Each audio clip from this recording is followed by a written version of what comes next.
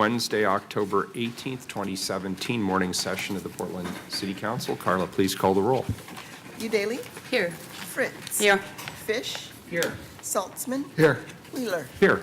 The purpose of council meetings is to do the city's business, including hearing from the community on issues of concern. In order for us to hear from everyone and to give due consideration to matters before the council, we must all endeavor to preserve the order and decorum of these meetings. To make sure that the process is clear for everyone, I want to review some of the basic guidelines, which I hope will help everyone to feel comfortable, welcome, respected, and safe at the meeting, and also to ensure that decorum is maintained.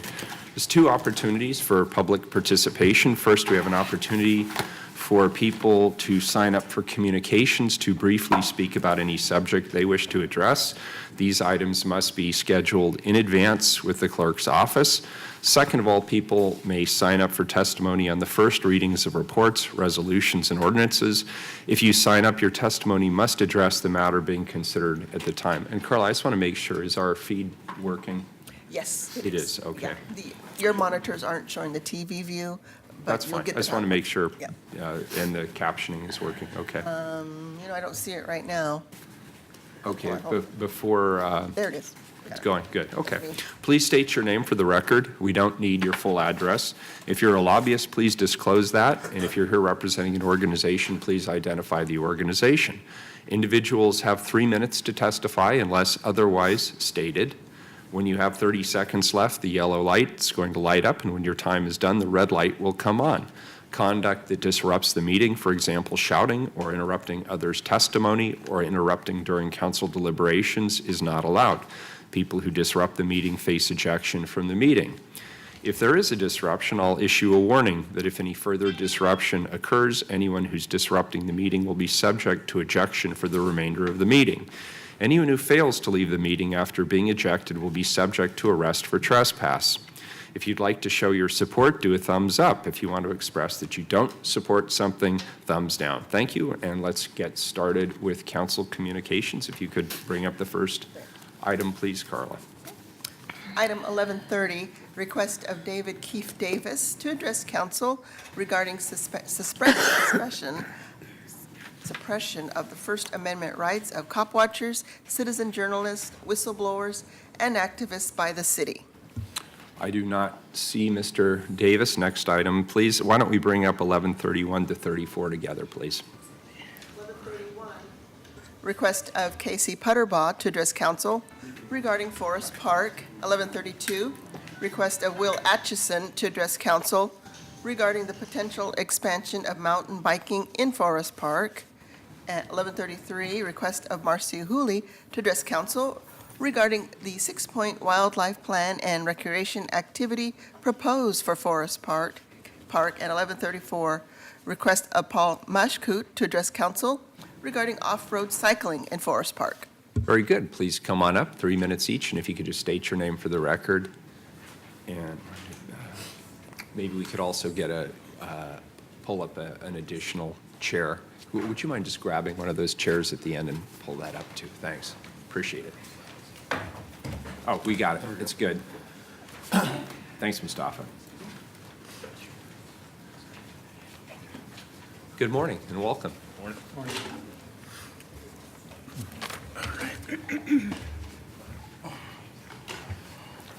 Should we just go down the line? Is that Would you want me to go first? Or Casey. Yeah, very good? my Go name's ahead, first Casey. on the docket. I'll go first. So, Thank you. good morning. How you doing? First off, let me begin with who am I to be giving testimony on behalf of Forest Park? Well, I'm Casey Putterbaugh, a golfer, runner, hiker, and wearer of many hats, one of which is a bike helmet. While that alone may not make me worthy of speaking for Forest Park, my tangible knowledge and experience in the field of conservation learned during my adventures in New Zealand say otherwise. For my work there brought me face to face with single track trails and a conservationist perspective. Now, it is not as if I landed in New Zealand without some semblance of what conservation meant or, kind of how to go about it. However, once I was actually boots on the ground and knee deep in gorse and flax, I began to understand the Kiwi definition of conservation. During my 3-month volunteer assignment there, our group covered most all of the North Island. We spent time on protected coastal lands inaccessible to the public, studying fur seal populations, or repairing and building bridges and pathways in nature preserves so that the public could experience the lush plants and exotic species of birds that are native to New Zealand, which were greatly diminished by clear-cutting and destructive colonials. Rather quickly, we were faced with the importance of conservation on a national level. From the outset, the work was dirty. More often than not, we returned home caked with mud, our shoes and clothes heavy and saturated with dirt and sweat. Yet, we always rose early the next day to do it all again. Rain or shine, exhausted and bruised, we would squeeze into the van, off on our next adventure. And, as luck would have it, one of those mornings took us to a desolate summit just north of downtown Wellington. I know, a desolate summit is the antithesis of Forest Park, but that's exactly the point. In 2006, during my time in New Zealand, only 22% of its native forests remained. Not only are 2 of the previously 5 species of kiwi birds extinct because of settlers clearing forests and their introduction of rats and domesticated animals such as cats and dogs, but the people are scrambling to preserve what they have, if not bring the native forest back at least a little bit. When I queried our team leader, Toby, a conservationist, a native of Wellington, as to what our work would be on such a visitorless hilltop, he remarked we would be repairing and building bike trails. That honestly made not a lick of sense to me because there was really nothing to see. But in hindsight, Toby made complete sense that morning. You see, the type of bike trails that we worked on happened to be for single track use. And what better place to construct bike trails meant for blind turns, higher speeds, and off-road with no risk of endangering pedestrians. The city of Wellington purposely built single-track trails ostensibly in the middle of nowhere with the sole purpose of protecting the surrounding ecosystem and the people while giving mountain bikers a place to ride. And biking is far more popular in Portland. Therefore, when I saw the petition seeking support for Forest Park and the majority of its visitors, I could not refrain from voicing my opinion. If a country had to lose more than 3/4 of its forests and 2 species of birds before it realized it had to change its ways and protect the natural beauty and ecosystems it possessed, why in the world would Portland honestly consider acquiescing to the demands of the smallest minority of cyclists and destroy the country's largest inner-city park in one of Portland's gems? To prevent that, Portland must care for and tend to its beautiful backyard. Thank you for your testimony. Will, do you want to go next? Thank you, Mayor. My name is Will Aitchison. I was reflecting on the way over here. I've addressed this council since Frank Ivensy sat in your seat, but always only about police issues. Today, I'd like to talk to you about the expansion of mountain biking in Forest Park. And I bring several perspectives to this. I'm a user of Forest Park. I bike there, I run there, I walk there. I've spent hundreds, if not thousands of hours that are there. And I bring to you a perspective of a longtime Oregonian. My grandfather moved to Oregon, moved to Portland when the first land grants that now make up Forest Park occurred in the 1800s. My father was born here 5 years after the tremendous study by Frederick Olmsted that gave us Forest Park eventually. I am heartened to see that the discussion of the expansion of mountain biking in Forest Park seems to have moved away from single-track trails. Single-track trails like Wildwood and Wild Cherry and Dogwood and the like. But the proposal that remains out there, the creation of bicycle-only trails or creation of mixed-use trails, is just as troublesome. I want to show you a video. It's a short video. It's on YouTube, and I want to set it up just a bit. This is a video that's been on YouTube for 7 years. It is taken of a mountain biker in Forest Park. This mountain biker starts in a legal place for mountain biking, Saltzman, and is headed to Fire Lane 5, a legal place for mountain biking in Forest Park. It's what happens in the middle that is troubling. I have edited this video for time.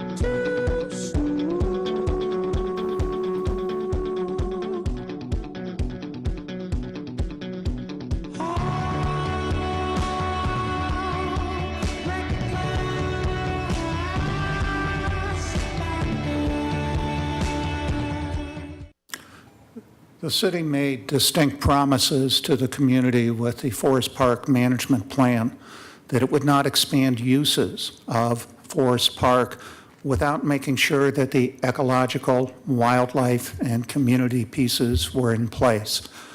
There is a time and a place for the expansion of mountain biking in Forest Park. The time is not now. It is not until the basic promises of preservation of the park, wildlife study, and even as simple a matter as putting up signs, much less enforcement, are met. Please put the brakes on this. Thank you. Thank you. Marcy, do you want to go Hi, next? I'm Marcy Houle, a wildlife biologist and author, and have been involved with the ecological studies of Portland's Forest Park for 30 years. Working with other regional and nationally known scientists, I assisted in creating the specifications of the Forest Park Natural Resources Management Plan for the protection of Forest Park wildlife and natural ecosystem.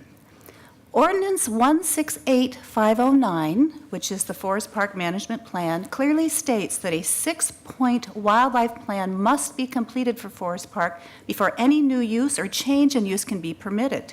This is environmental code and land use law.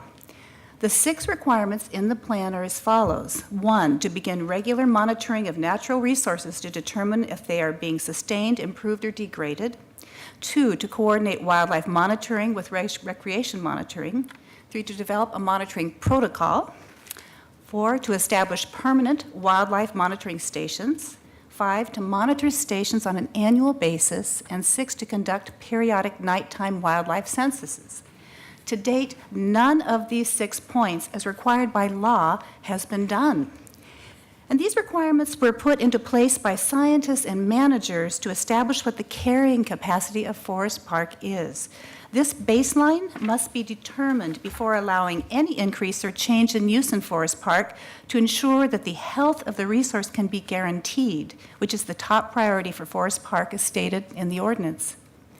In 2012, under the direction and fine direction of Commissioner Fish, Portland Parks conducted a wildlife report and a 2-day snapshot of Forest Park wildlife, which I was also a leader.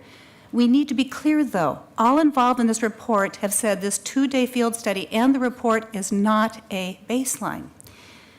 And there's no user group that's being singled out by this law. We're not singling out narrow path cyclists, just as we aren't singling out equestrians who are desiring more bridle paths, dog lovers who are desiring more off-leash parks, hikers who desire more connected trails, and runners who would like to have obstacle courses. There are lots of desires for Forest Park, but the fact remains the health of the park is the top priority by law. The ordinance is written so that all groups must comply and be held to the same standards to protect the unique ecological features of Forest Park for the benefit of future generations.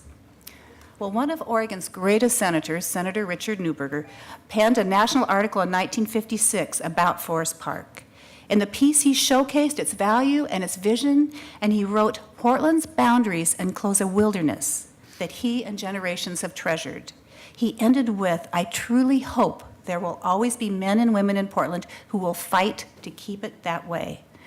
So my question for you is, after 70 years of careful management to preserve this unique place and recognized treasure with natural resources that are not known by any other major city, will you be the council that stood up for them?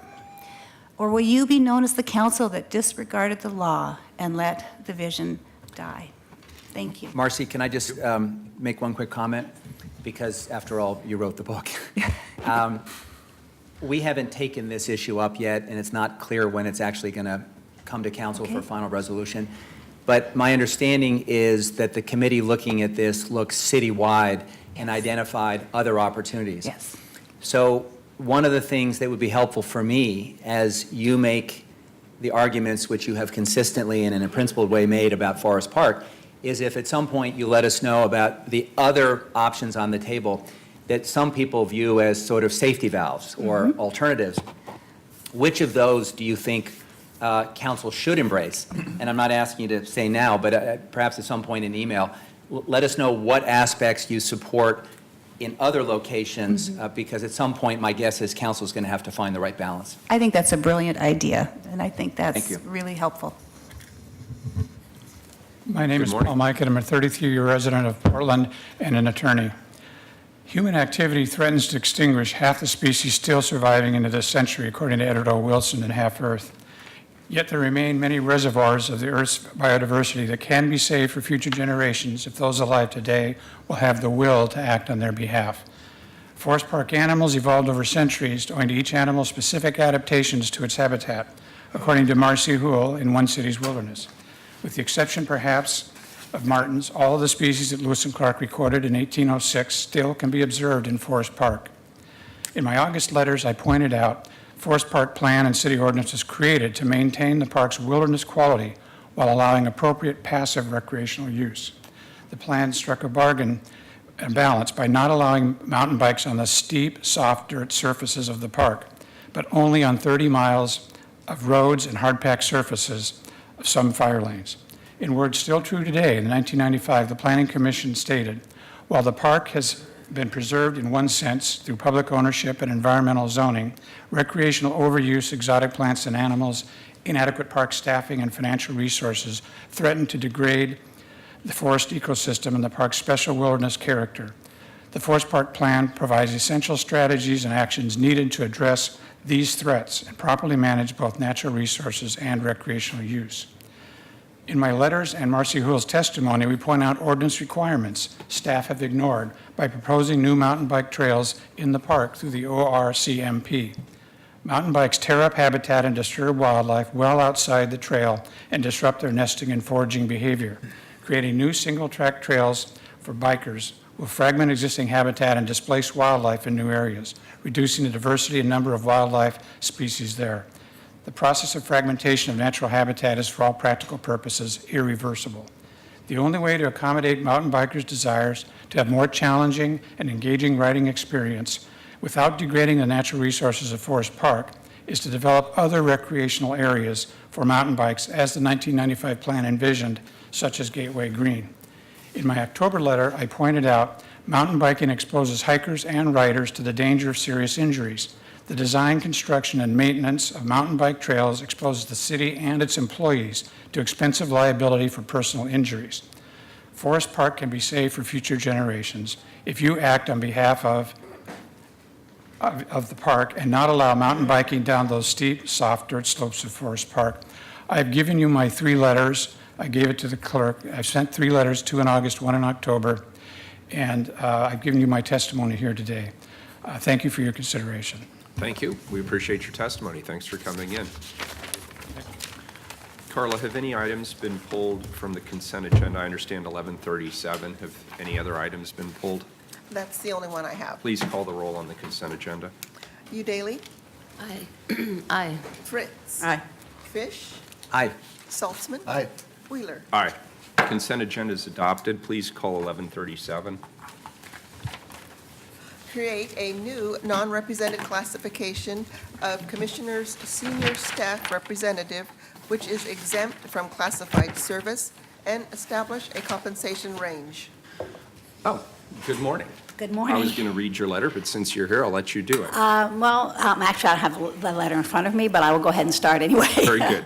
Thanks. Mayor and Commissioners, Anna Canwit, Director, Bureau for Human Resources. So the ordinance before you is to create a new classification of a senior Commissioner Staff Representative position. The last time we looked at positions within the council offices was approximately 15 years ago, and as stated in the ordinance, the complexity of the work has definitely grown, and we believe that this classification is needed to provide additional flexibility to council offices to bring in highly experienced policy advisors that will help the offices, complete a lot of the really important work that you all are doing. So that's really just the intent of this, is to create that classification, and the elected offices can use it if they wish. So it's my understanding, just to reiterate something you said, that the offices do not have to use it, number one, Correct. and classifications historically do go on the consent agenda. Is that correct? Yes, they do, yes. Very good. Thank you. And do we have public testimony on this item? Joe Walsh. Thank you for your pulled very clear explanation. That was good. Thanks, Anna. Mr. Walsh?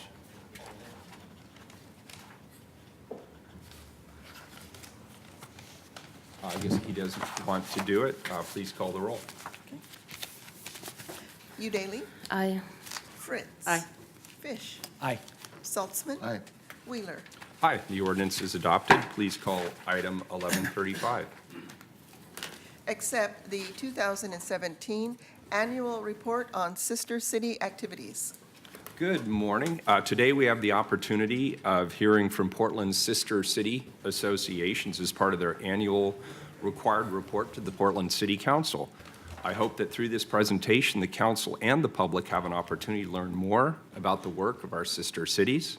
Now I'd like to hand it over to Chito Dilueo, our International Relations Associate in the Office of Government Relations, to introduce Portland's sister city associations. Good morning. Good morning. Thank you. Thank you, Mayor, Commissioners. My name is Chito Dilueo, and I serve as the International Relations Associate in the Office of Government Relations. As part of my work, I support Portland's sister cities, a committed group of volunteers who work together to put on an incredible variety of activities and events that support our community's engagement with the international community. Before inviting my colleagues up to speak, I would like to provide some background on the Sister Cities program. Portland's Sister Cities are a member of Sister Cities International, a nonprofit organization that was initiated by the Eisenhower administration in 1956 to foster mutual friendship and understanding internationally. True to the spirit of Eisenhower's vision, Portland's 9 sister cities and 1 Friendship City Association foster mutual understanding and enhance international ties for the Portland metro area by facilitating cultural, educational, and economic exchanges between our local community and communities across the globe. Today, the leadership of Portland Sister Cities Associations is pleased to present their annual required reports on their efforts and activities undertaken in the 2016 calendar year. Thank you for taking the time to listen and accept this report. First up, I'd like to introduce James Autry, President of the Portland-Ashkelon Sister City Association, to present. Thank you. Thank you, Chito. Good. Good morning. Hi, I'm James Autry. Again, I'm the president of the Portland-Ashkelon Sister City Association. And Ashkelon, Israel, has been a sister city with Portland for the last 30 years. It's a growing city in Israel that's just south of Tel Aviv and north of Gaza. We have a largest water desalination plant, as well as Israeli beer breweries and some of the finest creative young entrepreneurs. Ashkelon is a 5,000-year-old city. It's been located and selected for the Rockefeller Foundation for the 100 Resilient Cities. We have a new mayor, Itamar Shimoni, and it's a bedroom community for Intel and chip creators, other technology creators that have given us amazing things. We've been acting and rebuilding our association here in the Portland area, as well as planning for a future. We've been working with a Multnomah University student to identify businesses in Portland as well as Israel that are making breakthroughs in medical technology, electronics, and environmental. So we're beginning now to pair those relationships together. One of the other things that we've been doing is serving the other sister cities as chair. I chair the monthly meeting at City Hall for all the associations working together. And this year we're able to put together a website that features all of our associations, as well as host the annual reception here for the Rose Festival, coordinate that, help serve the other presentations that are done there. We put together the Grand Floral Parade and help in that capacity, as well as work with our Royal Rosarians. And then finally, we launched a Facebook page for us to promote all our events. Up next is Phil Potestio with Bologna. Great, thank you. Hi, my name is Philip Potestio. I represent the Portland-Bologna Sister City Association. We have enjoyed a productive and transitional year. Bologna, a city in northern central Italy, east of Milan, south of Venice, north of Florence, of about 500,000 people. About 100,000 of them attending the famed university, which, by the way, is the world's oldest, established in 1088. has been a Portland sister city since 2003. Next year will be our 15th anniversary. We continue to function as a conduit between our cities. We have hosted and feted visitors, including bicycles from around Bologna who chose the Pacific Coast, particularly because of Portland, for their peace ride last year. Gabriela Manella, who was from the aforementioned University of Bologna, an expert in urban sustainability and local participation, came to Portland last year and spent time with people of similar positions here. We have participated in and contributed to local events like the Italian Film Festival, the first ever Polentana, which was a large family-style polenta meal prepared by Italian organizations, which we were quite integral in.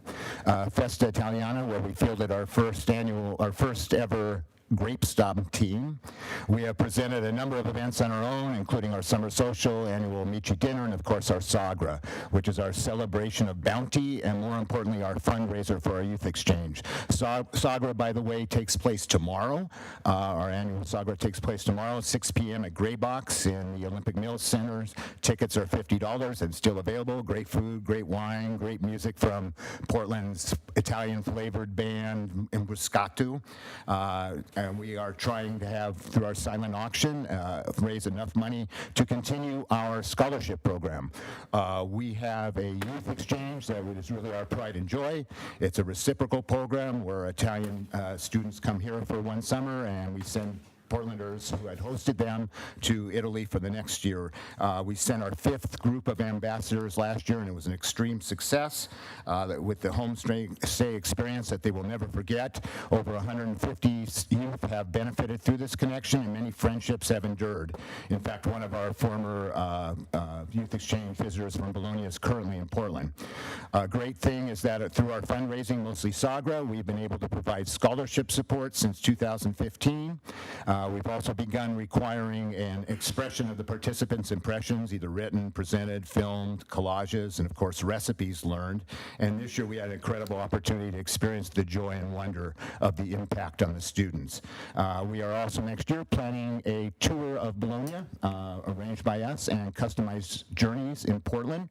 We're looking for as many people to participate in as possible. It'll be October of 2018. Thank you. Very good. Thank you. Can I just observe, sir, that I have the good fortune of living across the street from your son? Actually my cousin, Rick. Cousin? Yeah. Who, by the way, cooks a mean bowl of pasta. I know he does. We compete in that regard. Just wanted to put that out there. Thank you. Thanks. Good morning. Good morning, Commissioner, Mayor. My name is Yvette Flores Schmidt, and I'm the new president of the Portland Guadalajara Sister City Association. Thank you for letting me be here today. Thank you for being here. Thank you. And today I'm going to talk about our 3 most recent projects. Bomberos Latinos was PGSEA has founded this program and helped to create the Firefighter Academy, making Guadalajara the premier place for firefighters all through Latin America to go train. We are traveling next week to Guadalajara to be present on the opening ceremony. We also did a cerveza collaboration with Cerveza Loba, with Portland Kettle Works and Laboratory here in Portland, and Cervecería Loba in Guadalajara. A special batch of beer named Sueño Rosa was created, and it was submitted to the beer festival in Mexico, and we was awarded the best beer. Also, we work very close with Faro de Alejandría, an organization that helps low-income families with autistic children and adults. We support this school with monetary donations and supplies. This organization is very dear to me also.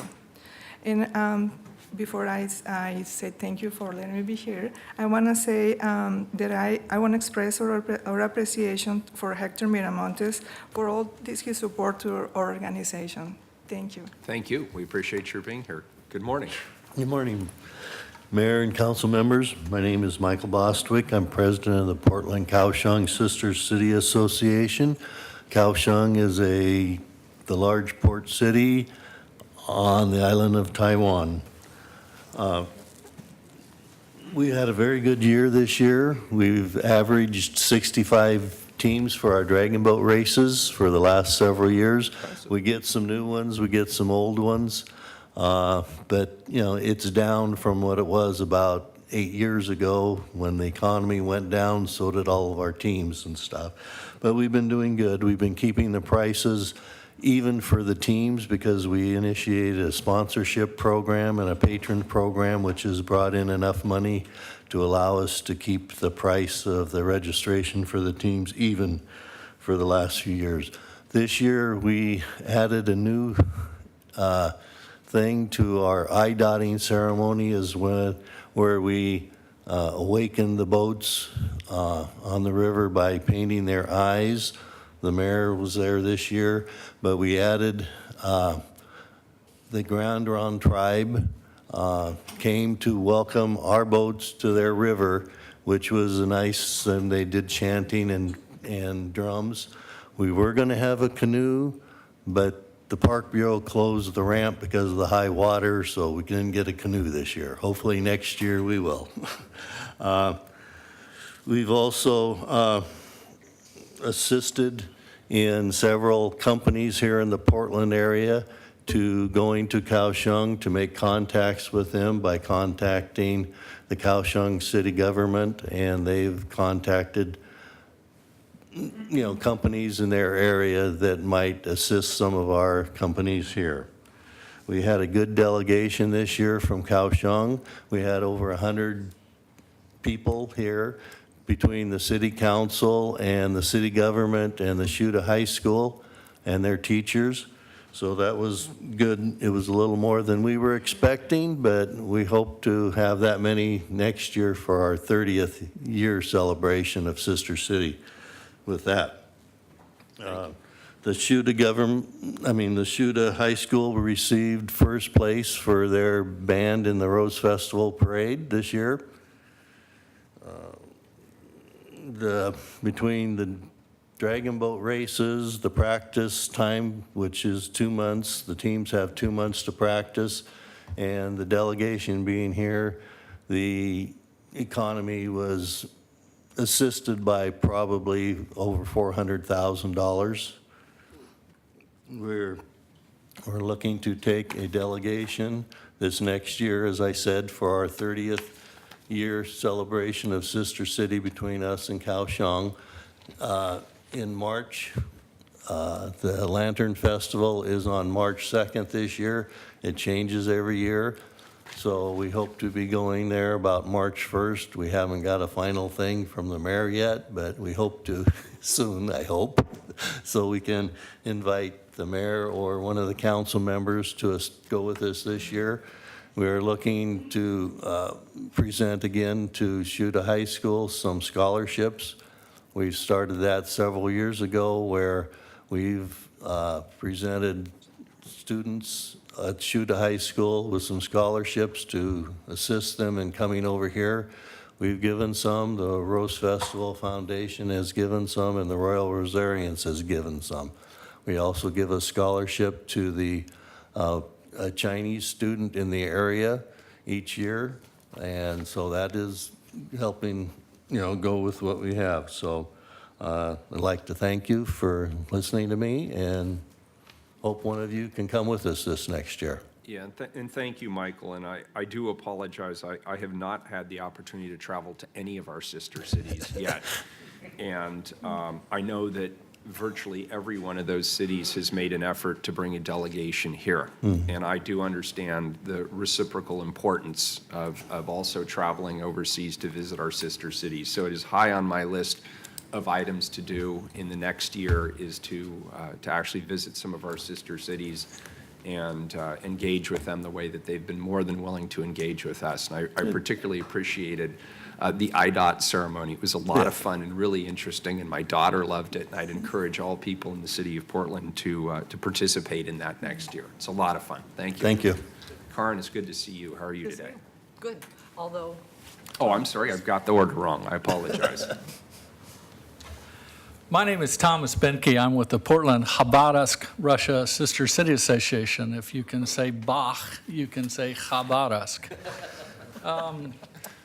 And I do bring you personal greetings, Mayor Wheeler, from Mayor Sokolov in Khabarovsk. He's very interested in seeing you, and I'm glad to hear that you might be able to make some trips to some of our sister cities. This is our 29th year of partnership with the city of Khabarovsk. Of course, it grew out of the thawing of the Cold War. It's a very important relationship to our partners in Khabarovsk. I want to remind the council that there are different systems in the United States and in Russia, and Khabarovsk is actually, for all intents and purposes, a unit of the federal government. They have an imperative for foreign relations in the traditional sense, an imperative that perhaps is not in our city's charter. So the sister city associations, and particularly ours, act as a sort of an adapter between those two systems, and we take that role very seriously, but we can't do anything without the support of the council. I don't know if Commissioner Saltzman remembers me, but many years ago there was an environmental disaster in Khabarovsk. Our cities was the only international response to a chemical spill in China that imperiled the water supply of Khabarovsk. And they remember that. It's very important to them to maintain our relationships. So we do a number of exchanges. We try to get our community involved. We do Victory Day celebrations. We drink vodka. We have a Bridge to Russia event. We sponsored the newest breakout rock band in Russia, 3 for Silver. They went over there with United States government assistance because they were being sponsored by a sister city association, and now we've got that cultural tie as well as 29 years of history. So there's a lot more that I can say about what we do over there, but it's in the traditional sense of cultural, educational, academic. A lot of what I've done over there is good governance, and it's been well received, and I just can't thank you enough. Sir, can I ask you a question? Sure. I never clearly understood why this particular city in Russia was so prominent in the jazz world. And that's one of the strong ties we have with Portland. It's around music. And is there a historical reason why jazz flourishes in Khabarovsk? Dale Grant knows a lot more about that than I do, the great jazz artist at Portland State University who went over there a few years ago. They're a very, very open society relative to other communities in Russia, and we're extremely fortunate to have them as our partner. Thank you. Good morning. Good morning, Karen. Good morning, Mayor and Commissioners. It's a pleasure to be here today. Thank you very much for inviting us. I'm Karen Hansen, a member of the Portland Mutare Sister City Association. We are Portland's only sister city located on the continent of Africa. We are the only sister city that's sole purpose is to offer aid and support to families and children in the far-off beautiful land called Zimbabwe. Over the years, among other projects, we have built and sponsored a health clinic that serves women giving birth and assistance to those who are living with HIV/AIDS, supported an orphanage school, a hospice house, and a camp for deaf children. We also support an organization called FASO, which stands for Family AIDS Support Organization. It is primarily women with children who are living with HIV/AIDS. These women embroider fabric panels. They embroider fabric panels, we buy them and resell them to raise money for FASO and other projects in Mutare. Most recently, we raffled off a beautiful quilt highlighting some of the FASO's panels that is pictured on one of our slides, actually the one that's up right now.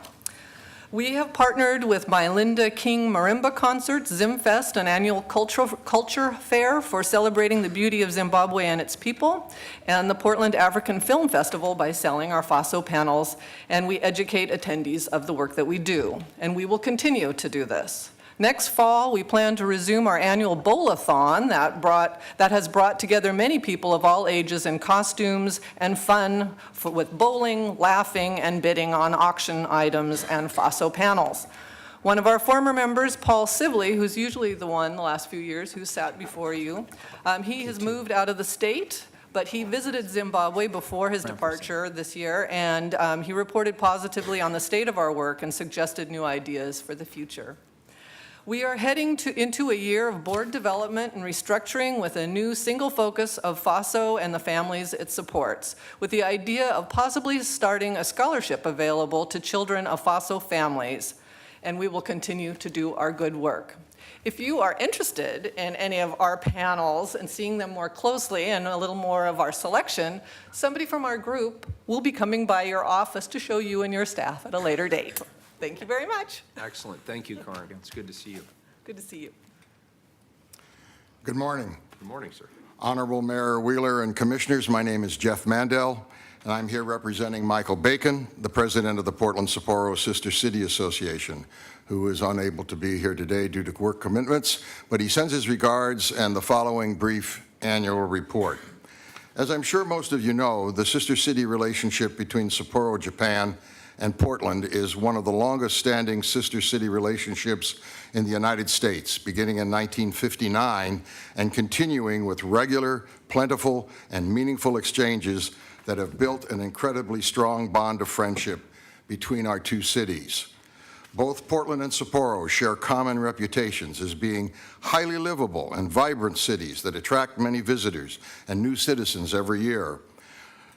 Not sure what the rankings are this year, but both cities fall into the most livable cities in their respective countries, and I'm sure in the world.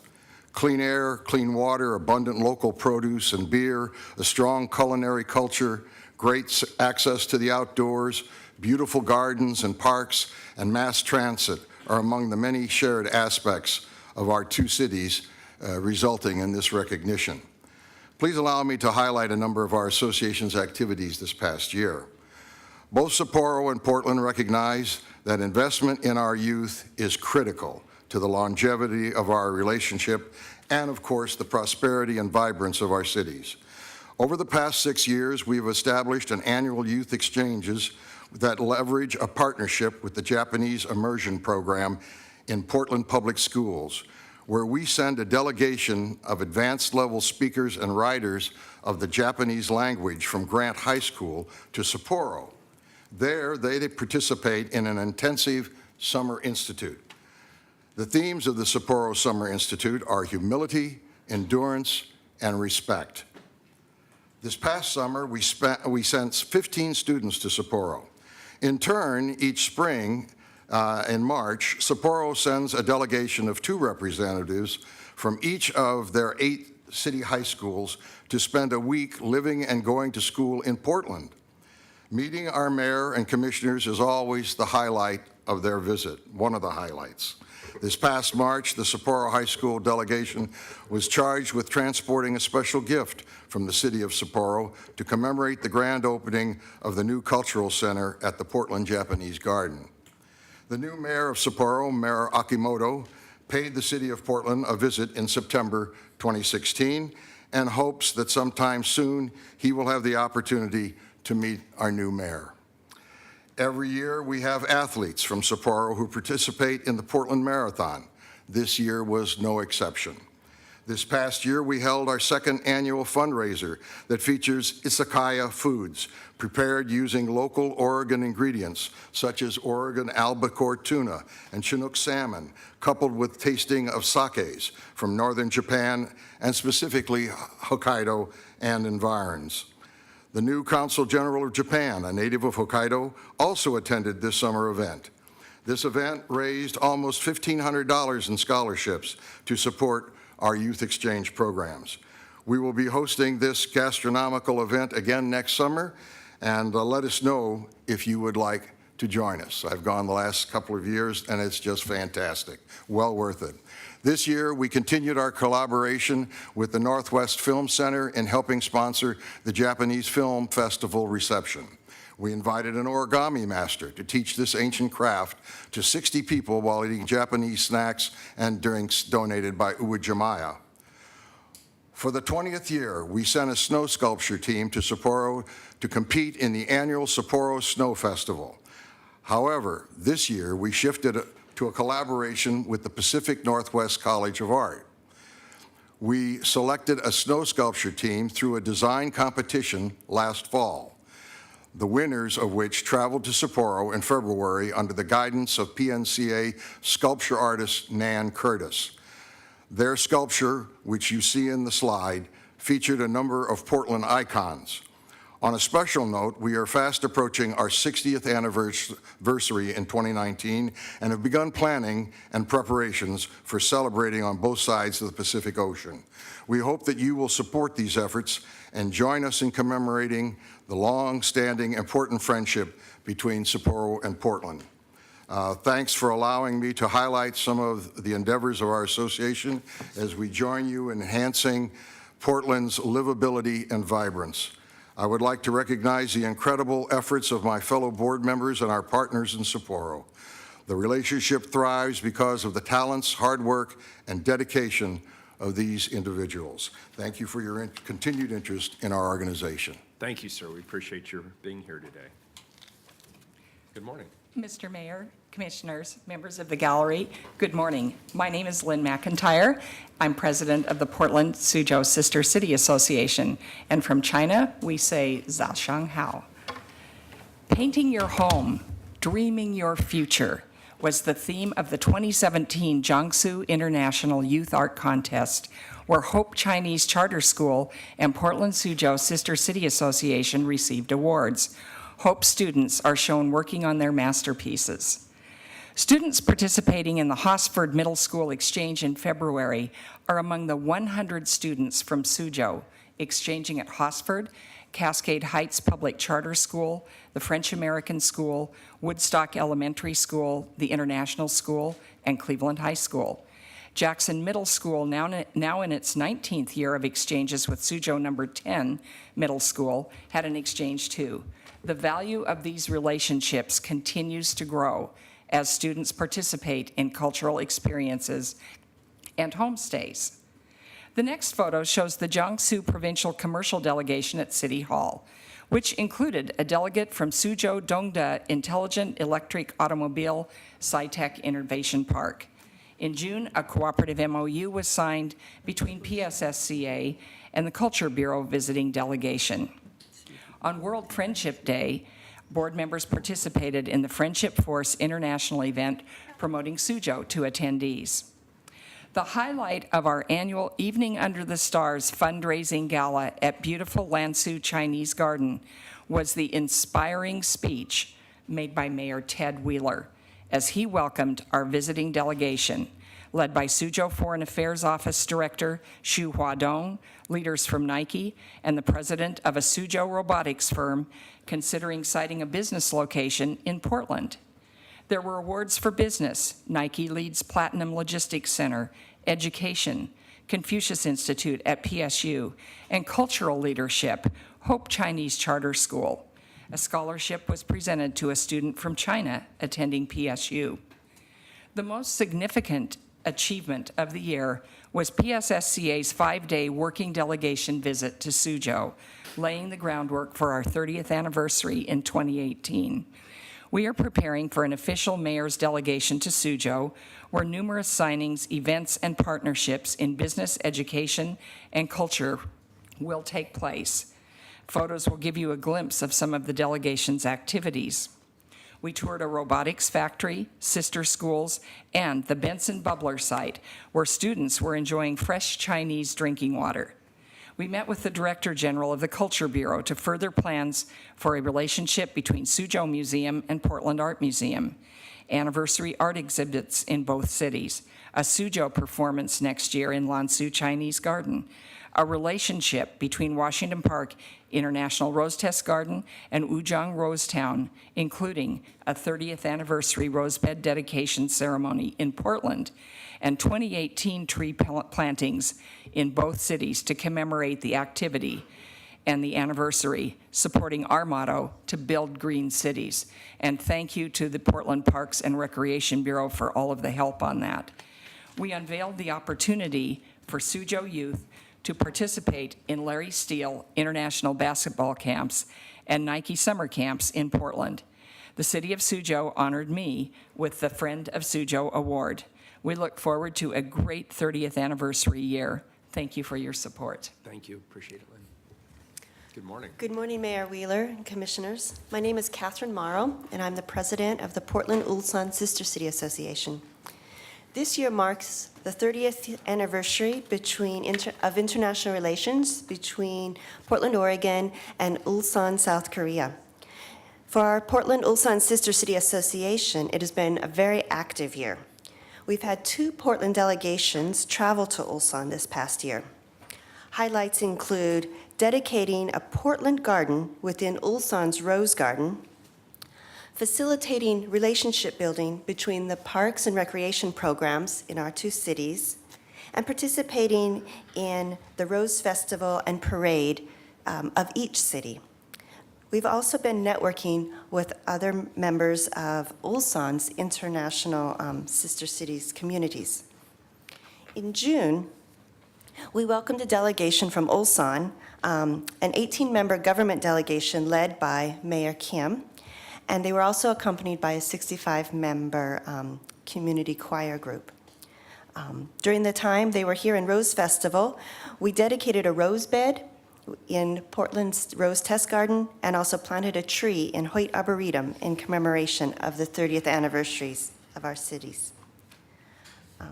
Also at that time, Mayor Kim extended an invitation to Mayor Wheeler and to city officials to please visit Ulsan this past September. In Rose Festival in Portland, the choir of Ulsan performed a free public concert, and they also participated in our Rose Parade buying a float, which won an award.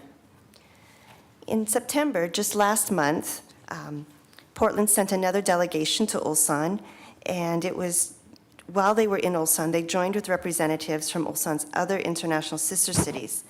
This occasion was to mark and commemorate Ulsan's 20-year anniversary as a metropolitan status city. And at this event, the mayor of Ulsan presented to the City of Portland Director of Intergovernment Affairs a plaque thanking Portland for 30 years of friendship and exchange. In one of my last slides, although it's not showing right now, the statistics demonstrate that Ulsan is an exciting, youthful, and wealthy city full of opportunities for international partnerships. This coming year, we will be focusing on hosting a government official for a 1-year professional development training program, as well as a rose gardener who will be interning with Portland's Rose Garden. We will also be building connections between the art museums of our 2 cities and continuing to facilitate a bridge between the parks programs. We will be taking part in one another's Rose Festivals again next year and hopefully sending another Portland delegation to Ulsan in May, during which we hope that we have more participation from the City of Portland. We will also be exploring trade, business, and economic development opportunities between our 2 cities. Thank you very much. Thank you. Appreciate it. Good morning. Good morning, Major Wheeler and commissioners. My name is Rendert Schurten. I was actually born in the Netherlands, been by way of California, ended up in Portland.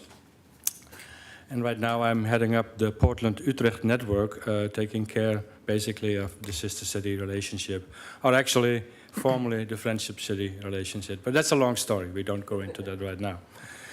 So we did actually welcome, you may remember, you met Marta van Laarhoven back in June, and she reported back that she had a very, very fun and positive visit here in Portland, and thank you to the city and to actually the people of Portland, because we made many visits during that time as well. So, next slide, please. So, we are the baby of sister cities. Everybody else here is 30 years old or something like that. Well, we are not. We are very young. So I want to spend a little time on why we are sister cities. The main reason really is that we believe that sharing experiences across different cultures is important because we can learn. There are different problems in different cities.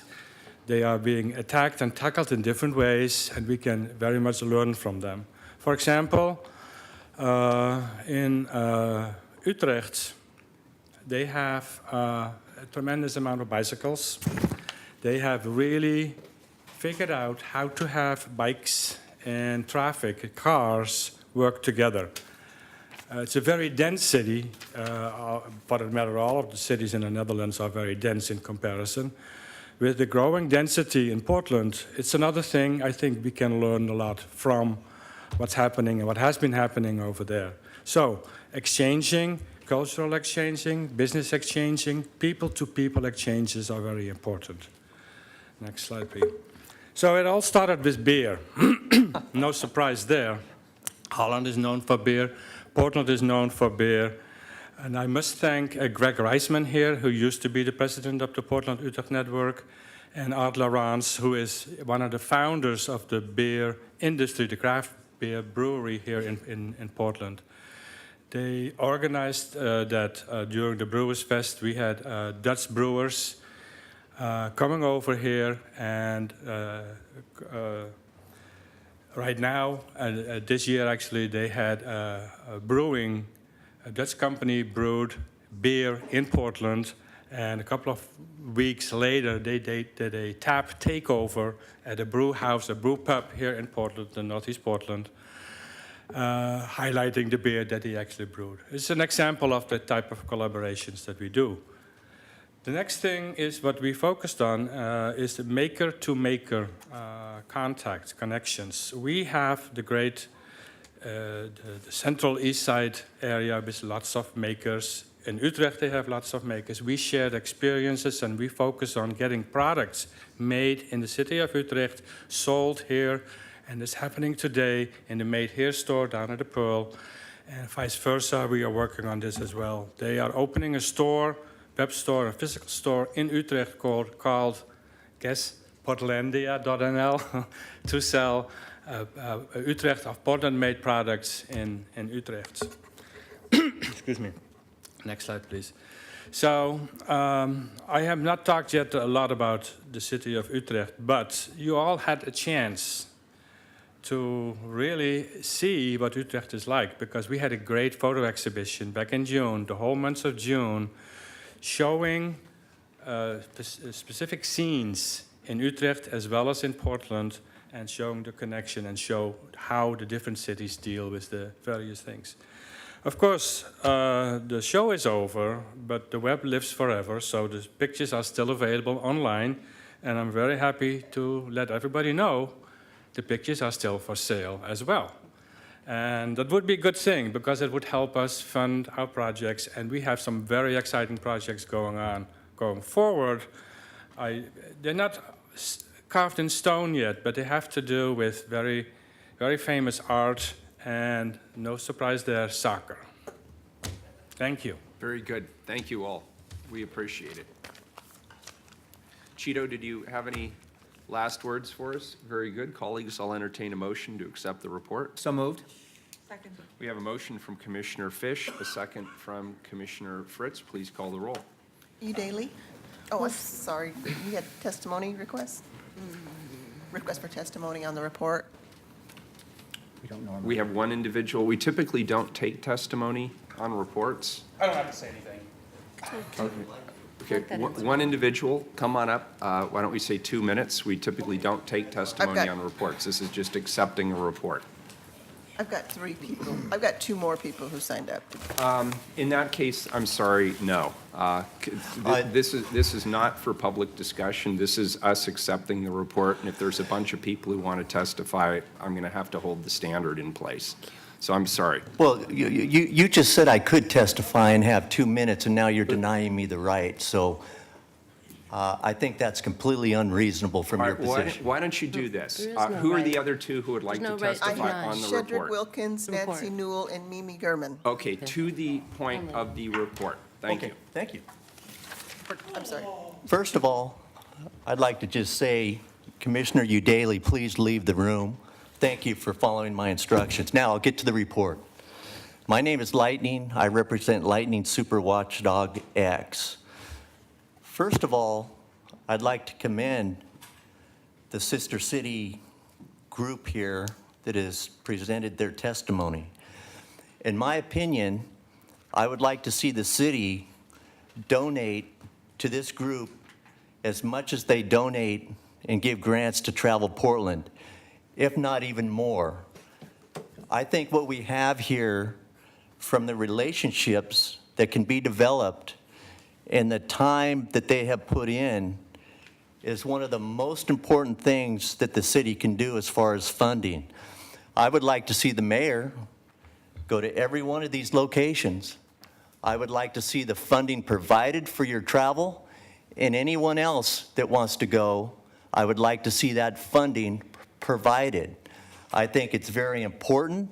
I think it's very necessary, and it's continuing the ongoing relationships. This is a very important issue. I like what I see. And again, just from my standpoint, I want to see funding provided to this group. I want to see funding of no less than $1 million, if not up to $5 million to this group. I want to see travel expenditures put into place. This is a very important issue here, and I haven't heard the word North Korea. I would love to see somebody make that attempt. I would love to see somebody from this group to try to make that attempt. I would love to see somebody welcome them as our friends and talk to them in a reasonable manner and develop relationships so we're not sitting in our chairs right now worried about what North Korea will do. Thank you. Thank you. Good morning. Good morning. My name is Nancy Newell. I live in Northeast Portland. A lot of you know me as an activist in the community, and I get things done.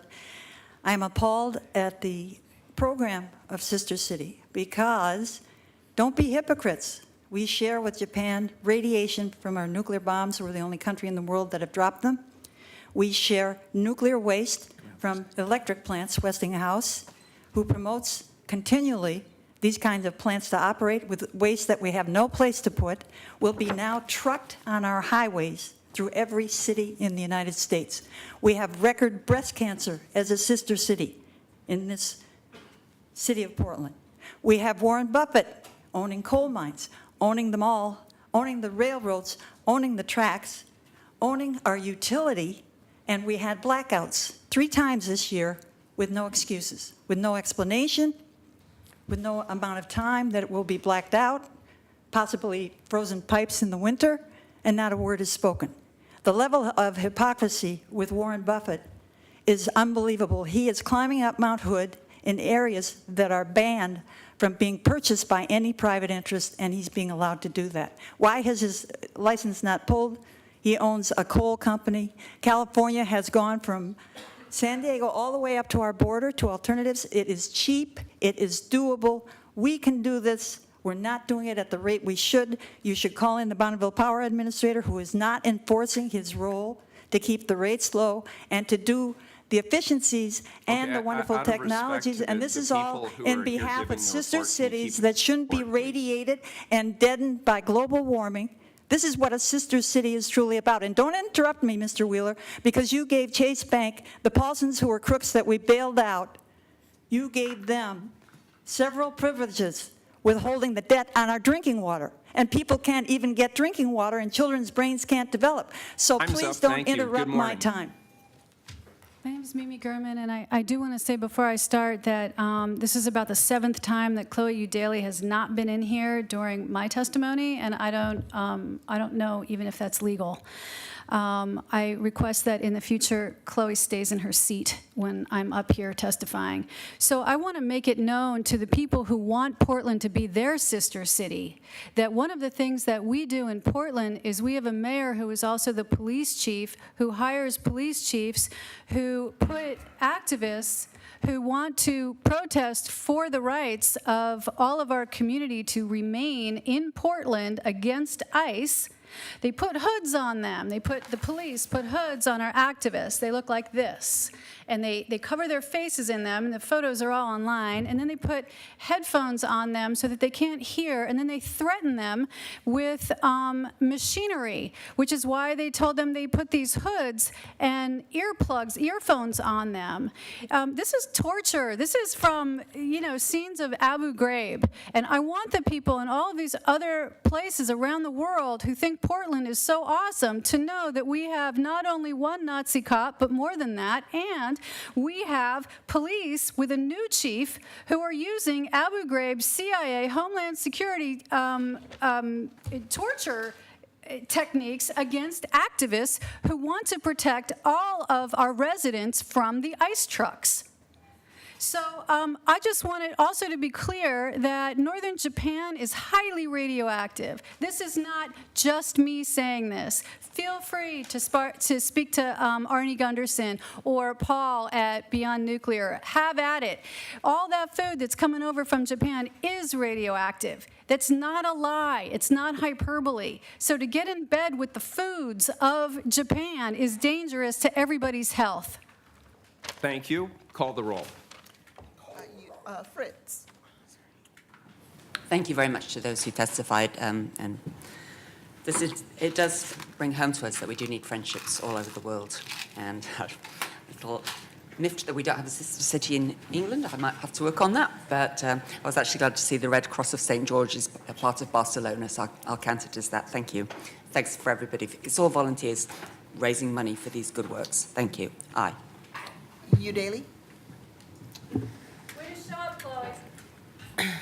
Thank you for your reports. Aye. Fish.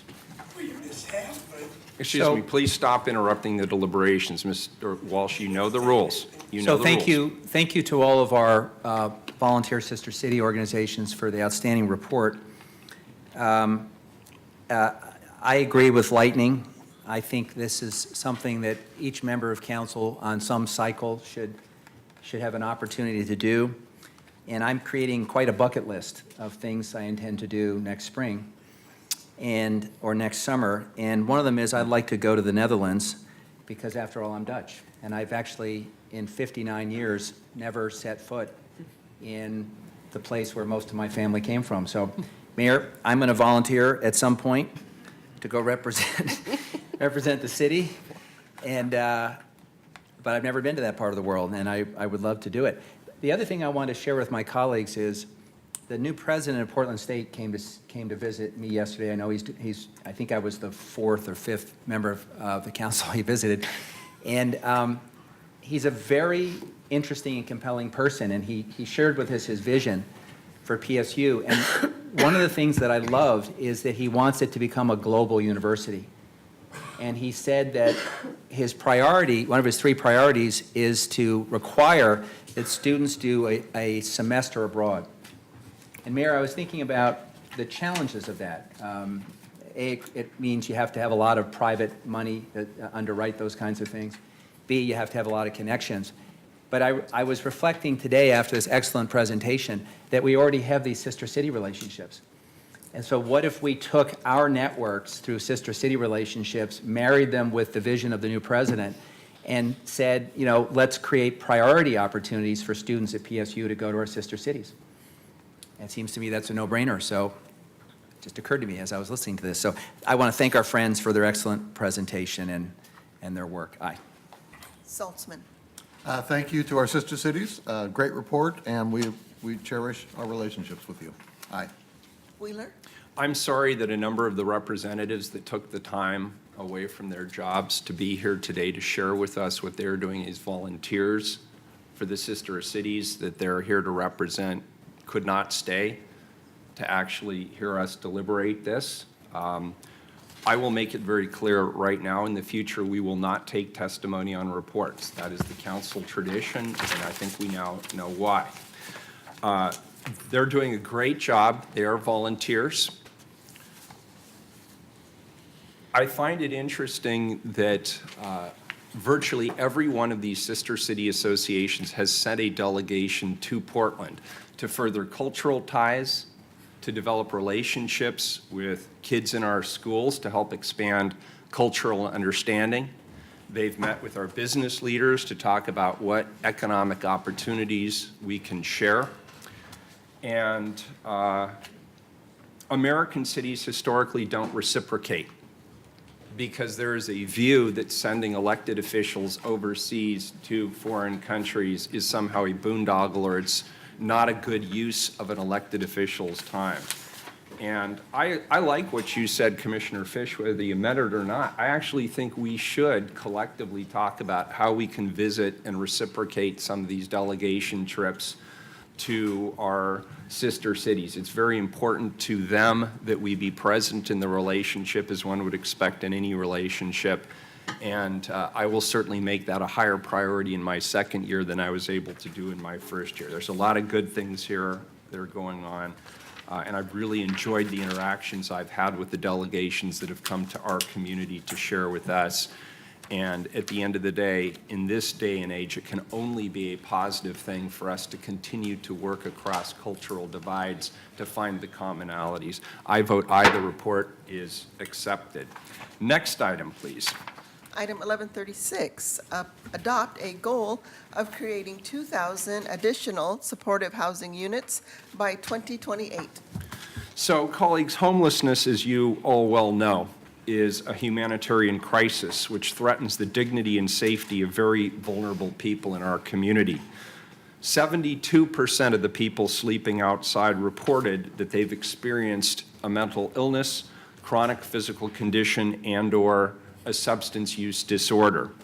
Supportive housing marries affordable housing with support services, primarily serving people who are chronically homeless and with disabilities who cannot succeed in traditional affordable housing without support services. Supportive housing is one of the most effective tools for ending homelessness among people who are generally among the most vulnerable and most visible people experiencing homelessness in our community. In an analysis prepared for Home for Everyone, the Corporation for Supportive Housing calculated the need for over 2,000 new supportive housing units in Multnomah County. We're going to prepare a plan outlining the strategies and resource requirements for creating 2,000 units of supportive housing over a 10-year period. I want to thank in particular Commissioner Fish and Chair Kafori, who's here with us today, for their leadership in bringing this resolution forward. I'd like to turn this over to Commissioner Fish. Thank you very much, Mayor, and my comments will overlap a little bit with yours, but before I make my comments, may I invite the Distinguished County Chair, Deborah Kafori, to come forward, Ian Slingerland, Director of Homeless Initiatives for Home Forward, Mark Jolin, the Director of the Joint Office of Homeless Services and A Home for Everyone, and Justin Martinez, who I understand is here to share a personal story. Thank you, sir. Mayor and colleagues, I'm very proud to co-sponsor this resolution today. It builds on a history of strong partnerships with the county, Home Forward, and community nonprofits. Today, we have yet another opportunity to come together, to set a bold vision, and to get the job done. We've shown that when we link arms, we can make progress. Consider 11 by 13, where we preserved over 700 at-risk homes. Operation 305, where we work to end veterans' homelessness. The Joint Office of Homeless Services, and the list goes on and on. Mayor, I'm proud to be part of this council, which has already this year taken important steps to address our housing crisis, working with the county to open new shelter beds, extending the housing state of emergency, enacting historic renter protections and then extending them, making new and significant investments in the Joint Office. I believe today's action is yet another step forward. We're having a big community conversation about homelessness and the increase in very vulnerable people on our streets. The most recent point-in-time count showed that while more people are moving from the streets to shelter, chronic homelessness is up. And about 2/3 of the people surveyed that are living on the streets reported a mental illness or an addiction or a physical barrier or some combination.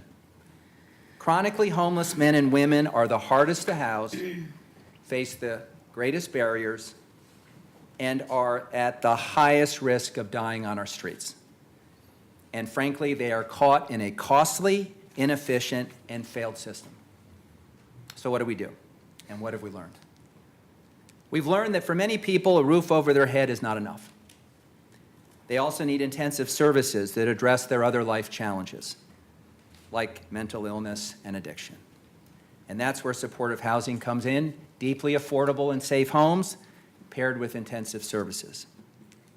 Today, Mayor, we acknowledge the successes that we've achieved together this past year, helping hundreds, if not thousands of people move from the streets to homes. And we are poised to make a new and bold commitment to our most vulnerable residents. The Corporation for Supportive Housing has identified a need of about 2,800 new units of supportive housing. And special shout out to our guest, Heather Lyons. The resolution before us calls for 2,000 new units of supportive housing over the next decade. It's not enough. And no, it won't solve the housing crisis. But it will make a big difference in the lives of the people we serve. To craft and then advance this vision, we've assembled the A-Team. Multnomah County, the City of Portland, the City-County Joint Office of Homeless Services, Home Forward, the State of Oregon, the Corporation for Supportive Housing, and all of our nonprofit community partners. This resolution directs our partners to come together and develop a roadmap for accomplishing our goal. And that includes identifying existing and new resources to fund the services. Mayor and colleagues, I want to thank Chair Kafori and Commissioner Myron for their leadership at the county. I also want to acknowledge Christian Gaston and Adam Renon for their tireless work. I want to thank the Mayor and Commissioner Udaly for their partnership and support, and in particular, Michelle Planbeck, Michael Cox, Kyle Chiswick, Jamie Duhamel, and it's done, when they do it phonetically for me, I always screw it up, Jamie, I'm sorry. You're Jamie, not mine. Marshall Runkle and others.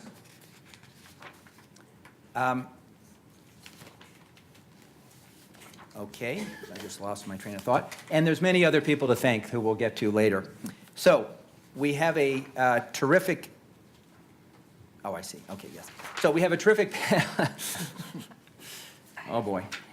We have a terrific panel here today, and I want to begin by asking Commissioner Udaly if she has some remarks. Thank you, Commissioner. I'm proud to be a co-sponsor of this item alongside Commissioner Fish and Mayor Wheeler. As my colleagues so eloquently explained, we are setting an ambitious goal to meet a need that we have fallen far too short on for far too long. The only thing I have to add to this is that we know that this resolution is only a next step and not a solution to the entire problem or need for supportive housing. In 10 years, we may still be trying to catch up to a need that is sure to grow as our city grows. That is why we've included directions in this resolution to prepare a plan that can be scaled to further expand supportive housing to meet the total unmet need. I don't know if we have any unmet need. I maybe have an unmet need right now. Okay. I feel strongly that if we can do it, we should do it, and this plan will help us understand the full scope and resources available. So thank you to everyone who is here today. I look forward to your testimony. Chair Kafori. Thank you. Good morning, everyone. Thank you so much for having me here today. Since I became chair of Multnomah County, we've been working together, the city and the county, to build a more rational and robust response to homelessness. Step one was pulling everyone together through a home for everyone, setting big goals and aligning our resources around a simple strategy: prevention, housing, and shelter. Step two was making that partnership real with the joint office, bringing all of our resources under one roof, giving us the ability to respond to the forces that drive homelessness in real time. And we're here to talk today about what I see as the third step, a big commitment to supportive housing, which takes what we've learned in this year's point in time count and what we're learning in our efforts to reform our public safety system and what we've been learning during the healthcare reform and putting it all into practice. In February, when we went out and counted the people who were living on our streets, we found that our strategies were working. For the first time, there were more people in shelter than on the streets. But the folks who are on the streets are facing difficult challenges. Some are struggling with mental health issues and addictions. Some have serious medical conditions. And some people have been on and off the streets for years. We know that a jail bed or the waiting room of an emergency room are not the places to overcome these challenges. People need a home. But the reality is that affordable housing doesn't always come with these services. Supportive housing is affordable housing that has the intensive services that people need to stay healthy and stable and successfully housed. And throughout our healthcare system, our mental health care system, and throughout public safety system, we're paying for apartments just like these, but we need more. So we're saying today, let's challenge ourselves. Let's pull together all of our resources around a hard problem and align our efforts to help some of the most vulnerable people in our community. Tomorrow, the Multnomah County Board will bring this same resolution forward, and I know that Commissioner Fish is planning on being there. And I expect to be hazed. So I'm excited to be here today with you all. Each one of you have played a key role in building a better safety net, and I look forward to continuing our partnership in the coming years. And today is just further proof of that committed partnership. Once again, we're saying that we can take on big problems, and together we can save lives. Thank you. Thank you.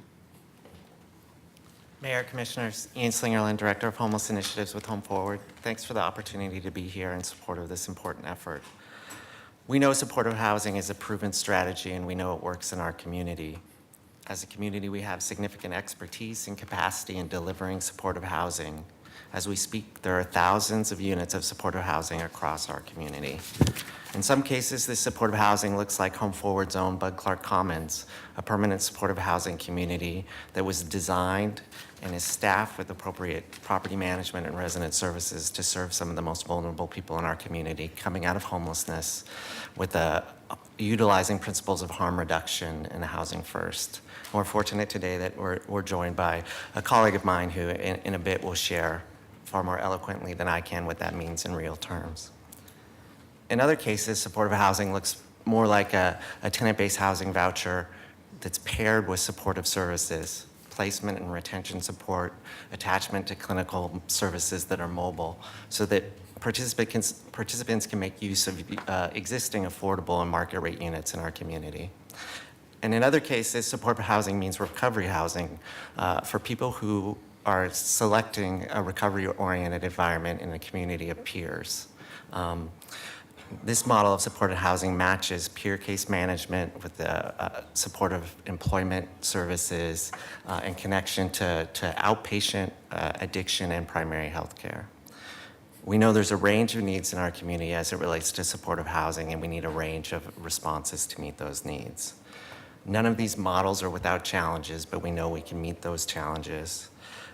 Our response as a community is not lacking in passion or expertise or a willingness to dig in and face the challenges we have and continue to improve. What we are lacking in is the necessary scale. We have a lot of experience to build on, and partners across the systems that touch people in homelessness agree that now is the time to lean into this effort. We need to expand, and we need to keep learning, and we need to focus on ensuring that as we build on our current efforts, we continue to make sure that what we're doing makes real our commitment to address the persistent racial disparities that exist in homelessness in our community. It'll take us all working together, Home Forward, government at all levels, the justice system, mental health resources, recovery programs, housing providers, social service agencies, and healthcare organizations. It's the humane and compassionate approach, and it's also the most cost-effective. Supportive housing is less expensive than shelter beds, jail beds, stays at the state hospital, time in emergency departments. We know we all gain when we work together to align resources to fill this gap. At Home Forward, we're eager to continue to partner with you to drive this effort forward. Thank you. Is it me? Yeah. Sure. Okay. Hi, guys. My name's Justin. I just want to thank you for having me. And I want to start off with a quote. Please don't judge people for the choices they make when you don't know the options that they had to choose from. Okay. So I've experienced homeless at a really young age. My family, my dad, and my two brothers, we lived in the back of our station wagon in the 9th grade behind my high school. And to cope with that, my mom started giving me codeine 3s, which is an opiate. because she saw it was really rough on me. And so anytime I had a problem or it got real tough, I would ask her for them, and she'd give them to me, and when she wouldn't, I'd steal them out of her purse. This led to me later on in my life to several years of incarcerations due to my addiction and 17 years homelessness. It's been a rough road. Been in and out of treatment centers. I could never really get off the streets. I cost the city a lot of money to support my habit. Sometimes my habit went up to $200 a day, and that's a lot of shoplifting and stealing. That was probably about 6 years ago. I was introduced to CCC, Central City Concern, and I got diagnosed with PTSD, depression, and bipolar schizoid disorder. I realized once I was given the meds for my mental health that I was self-medicating all those years. I was still on the streets, then they put me on a wait list. While on the wait list, I got in trouble for my last time and was locked up for 9 months. Upon release that time, I went right back to the streets. But I got accepted after 2 months into the Bud Clark Commons. From there, I used every resource that was available. And I kept taking my meds, doing the next right thing. I got my GED. I got my driver's license after a 26-year suspension. Graduated a pre-apprenticeship program, which afforded me several really good certifications that make me a valuable asset to the trades. And now I'm an employee of Home Forward, and I'm doing well. I just want to add that without the foundation of having housing, I would be out there wreaking havoc, costing taxpayers lots of money, just trying to survive and self-medicate. Now I'm a taxpayer, and I would like nothing more than my tax dollars to go toward more housing opportunities like I have got. I just want to close by saying one more quote.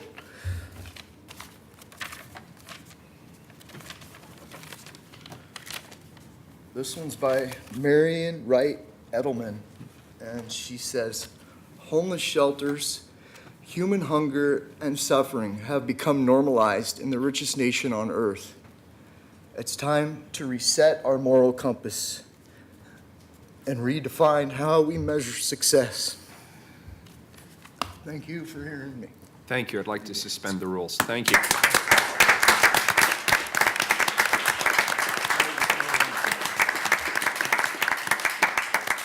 Thank you for sharing that, and congratulations. Thank you, sir. I appreciate that. Good for you, and thank you for coming in and sharing that story with us, Commissioner. Thank you for reminding us all why we do what we do. Thank you very much. Thank you. Mr. Jolin, I think you're up. Good luck following I'll do my best. You should have gone first. Yeah, probably. So I'm genuinely excited to be here. There's been so much important work happening this month around housing and homelessness, but today is really a unique day.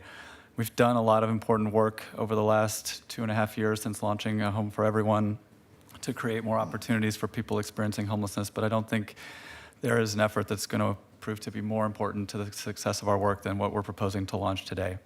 We are preventing, placing, retaining, and sheltering more people every year than at any time. Over 29,000 of our neighbors received assistance just through the programs funded with local city and county homeless program funding last year.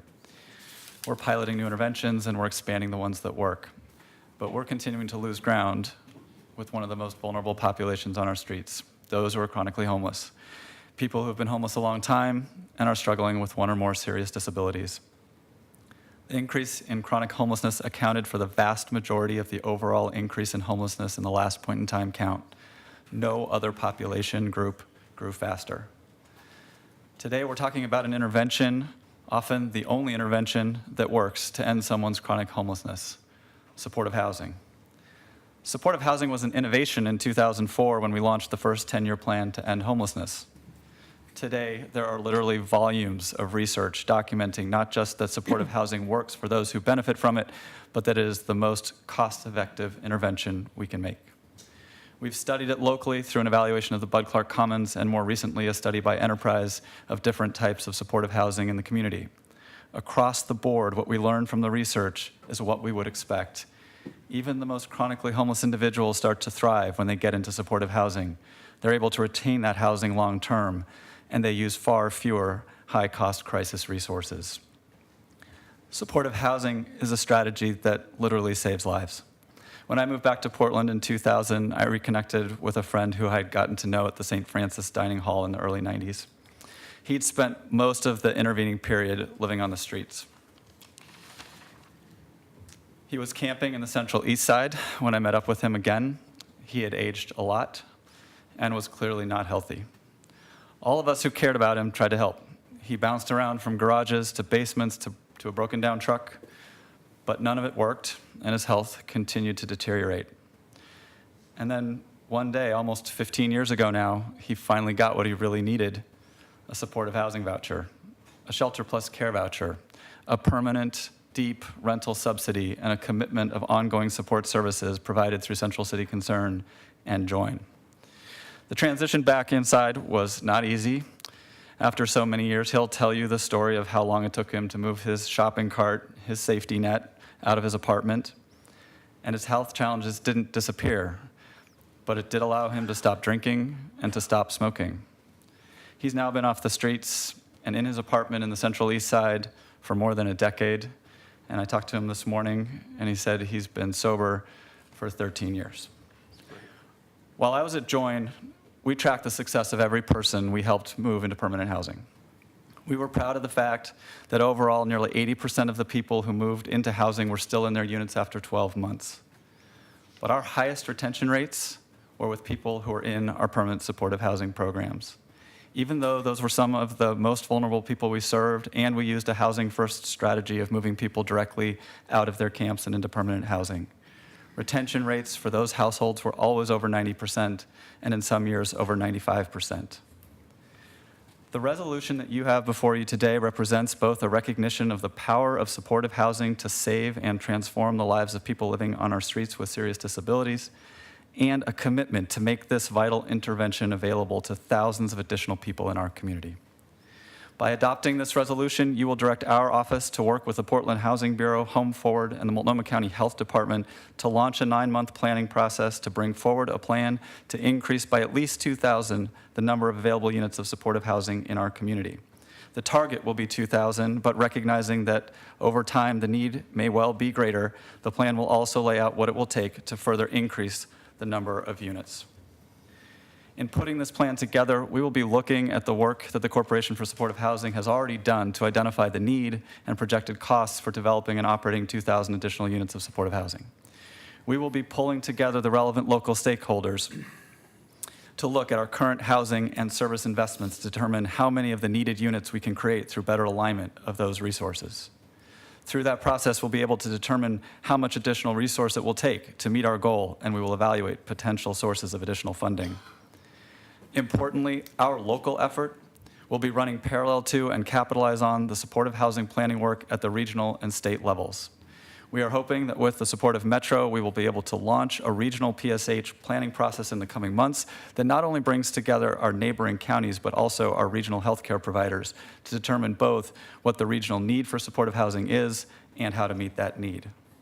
At the state level, there is also critical work happening to expand access to supportive housing for medically vulnerable individuals.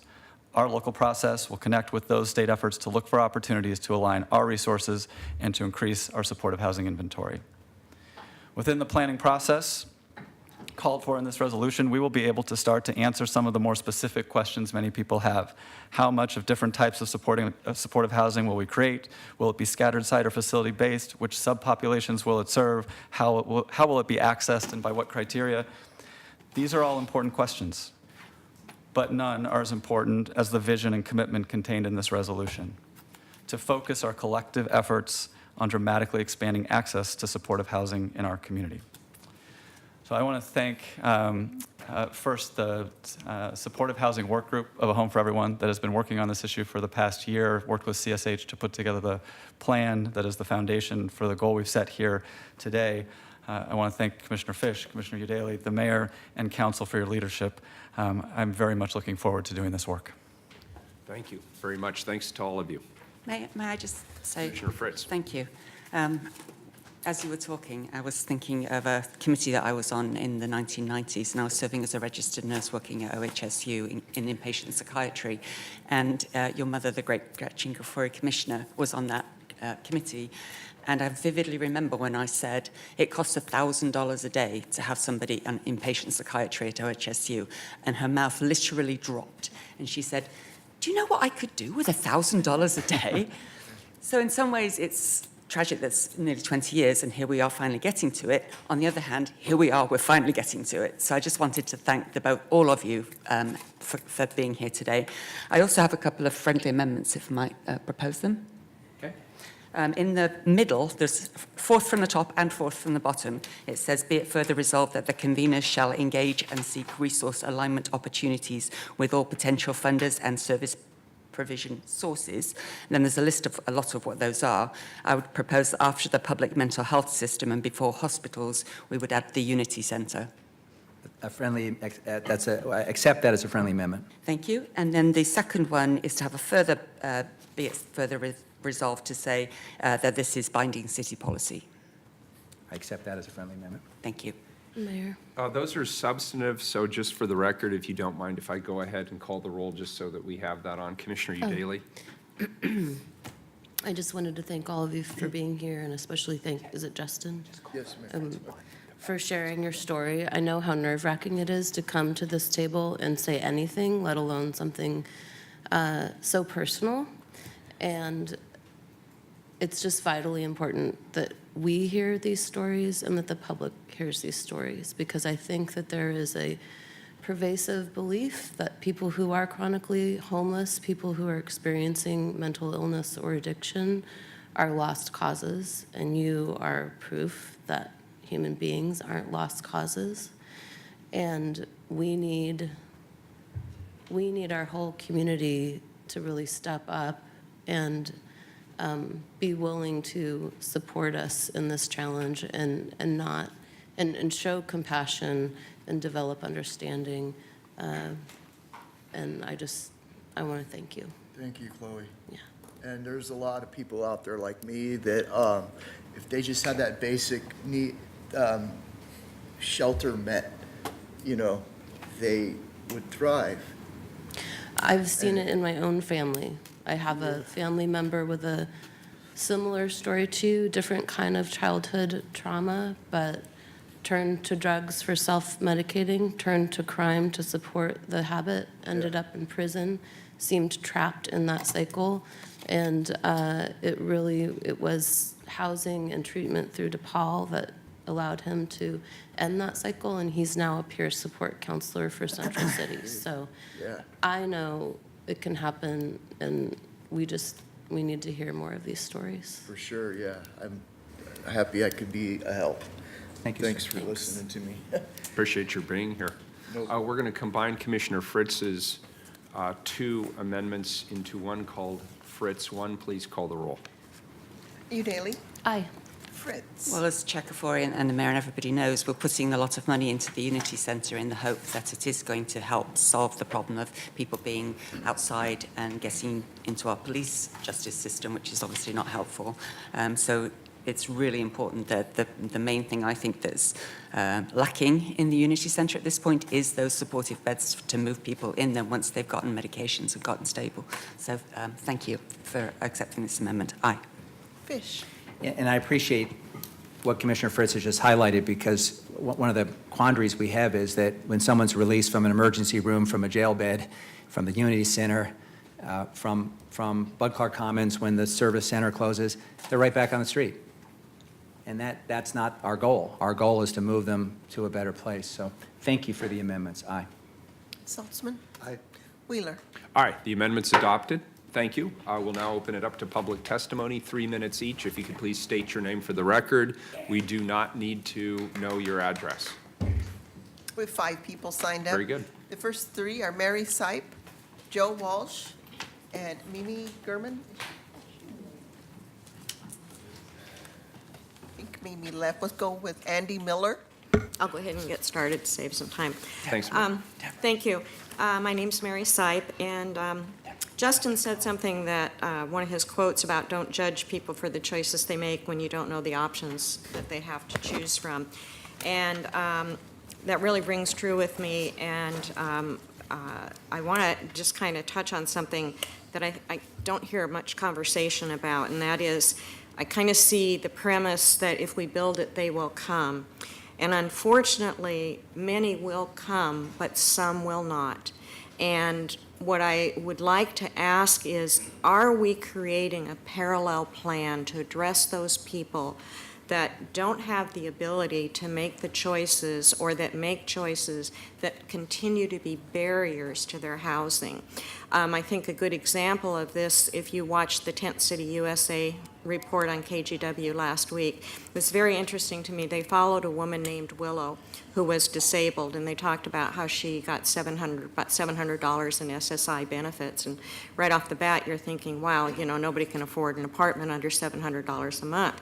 However, under Section 42, with those kinds of benefits, she could afford a $400 a month apartment in the building where I live, and she would be getting food stamps. There's probably 100 people that are in the building where I live that are in that situation. So what immediately clicks in my mind is what's happening to prevent this individual from getting into housing? Is it her pit bull? Who knows? Is it something else that's going on? And what I would like to ask is, there are going to be these people that fall through the cracks, that we need to have a plan for how do we figure out a way to reach out to them and bring them in off of the street. You know, I've shared with you the story of my family member who I tried to help, who, because of his mental illness, saw me as the enemy and as wanting to institutionalize him. And so, along with all of this, with providing the supportive housing, I'd just like to be sure that we don't forget that we need to have some contingency plan over here for those individuals that can't make the right choices, or that I mean, just because you decide to have a dog, should that be the reason you can't get into housing? Section 42 buildings in my neighborhood all accept pets, but they usually have certain breed restrictions. And so there's just certain things like that that I think if we could dig a little deeper, get out there and ask people, you know, what is it that's standing in your way? You know, no matter how many beds we have or how many units we have, there are going to be those individuals. So, thank you for listening. Thanks, Mary. I'm always appreciative of your detailed understanding of these issues, and Thank you. that's very helpful testimony. I appreciate your appreciation. Yeah. Thank you for being here. Thank you very much. Good morning. Go ahead, and we'll get Mr. Walsh. Mr. Walsh, go ahead. Good morning. My name is Joe Walsh. I represent Individuals for Justice. One of the phenomenal things that's happened this morning is I'm going to agree with a lot of people here that I've fought with for the last 10 years. Commissioner Fish, I agree with you. I agree with Chairperson Kafori. I agree with Mark, and don't fall off the chair. Where I disagree with all of you, is you know that there are not 2,000 people on our streets. It's more like 4, 5, depending on who you're talking to. Could be as high as 6. So why 2? How do we decide on 2,000 in 10 years? And why are we bragging about that? If you said to me, I'm going to get off 2,000 people in 6 months, I'm going to take some of those millions of dollars and I'm getting these people off the street, I'd be right with you. Let's go. But you're not saying that. You're saying 2,000. And Mark, if he was honest, which I think he is, would tell you there are 16,000 hanging by their fingertips in garages, on beds, friends' houses, in hallways. Look, folks, I'm just going to say this for the 50th time, going back 10 years. It's the same sermon I gave 10 years ago. You're going to fail. You're going to fail. I said it 5 years ago. You're going to fail. I said it 2 years ago. You're going to fail. And I'm saying it today. You're going to take that $258 million and screw it up. Because it's associated with this. You use affordable housing, and then you use the people on the street to make affordable housing more acceptable, and they are not connected. If you're on the street with no money and you're a drug addict, you have nothing to do with affordable housing. Nothing. You need someone to help. Someone to reach down and say, here's a peanut butter sandwich. You, Mayor, put those people in jail. How's that? That's what I argue with you. How much failure can you all take? How much? Until you say, stop. Who the hell's succeeding? Salt Lake City is. New York is. California's learning, but you're not interested in that. So what is the interest? You guys are corrupt. Thank you for That's that what you testimony. are. Very You're good. corrupt. Thank you. We've heard you out. You are We get the And point. don't you ever, Excuse ever me. call me Your time Joe. is up. Ever. I don't call you Joe. I Yes, call you you did. Mr. You Walsh. did it today. Isn't your name Don't Joe? you ever do it. Okay, fine. Goodbye. Thank you. No, goodbye, nowhere. Excuse me. Let's go, Mayor. Excuse me, You sir. wanna Your time fight? is up. You want to fight? Are you If you Mr. are Walsh? elegant, Mr. Walsh, why do you you want are to get I don't want to condescending. get you kicked out of here. I'll Let's just fight move you on. here right now. Mr. Walsh, let's move on so that you can stay. I don't want Why to don't have you resign? Mr. We Walsh. can move on then. Mr. Walsh, please just take You your seat. Republican. Mr. Walsh, now he cuts to the quick. Thank you, Mr. Walsh. Good morning. Andy. Good morning. My name is Andy Miller. I'm the Executive Director of Human Solutions. We are your partners in East Portland and East County on the issues of homelessness and housing, and I'm here today to urge your support for this resolution and to say thank you. Thank you for prioritizing permanent supportive housing today with this resolution and in the bond framework that you adopted a week ago. It's a critical component to any city's strategy in addressing homelessness, especially the issue of chronic homelessness, and is a proven national best practice. So I'm pleased to see us moving forward. As you all know, and as we as providers know, permanent supportive housing is one of the most difficult types of housing to create. It involves the braiding and bringing together of funding sources that often don't play well together in the sandbox. So it requires a level of intentionality and a level of work upstream with the funders themselves to coordinate those funding streams in a way that achieves the results that this resolution says this community wants to achieve, the creation of permanent supportive housing units. So I applaud you for understanding that. One specific piece I want to underline that often gets left out of our public dialogue around homelessness are the issues of families experiencing homelessness, and in particular, the need of families with children for permanent supportive housing. Our public dialogue, especially recently around homelessness, has focused heavily on what the community sees in the streets, and that's a reasonable place to focus because that's what we see every day. At Human Solutions, we operate a no-turn-away shelter for families experiencing homelessness. And because of that, and because of the way that the homeless family system works, right now our community isn't typically not seeing kids and their parents waking up in tents and trailers and heading to school in the morning because they all have a place to sleep at night, and that's in the shelter. But to give you an idea of what's happened in that system, somewhat quietly and invisibly to the community, we completed the construction of the Family Center in February 2016, and it's a shelter that has sleeping capacity for 130 kids and their parents on any given night. Almost immediately after opening, our numbers were up at 160. Flash forward 18 months, Last night, we had 424 kids and their parents sheltered here in Multnomah County. We can't keep infinitely expanding that system.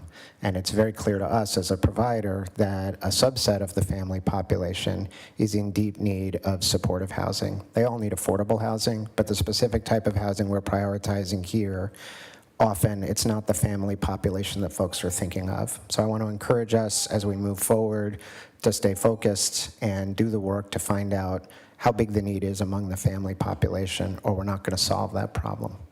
Thank you. Thank you. We appreciate it. Thanks for being here. Carla? Thanks, Mary.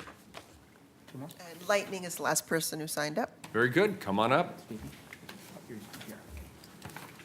While Lightning's coming forward, colleagues, Heather Lyons, who's here, submitted her testimony. It's in the record, so I'm going to hand this out so we have her testimony, and it's been submitted for the record. Excellent. And, I'm sorry, Gary Cobb did sign up, but I thought he wasn't speaking, so Gary Cobb. Good morning.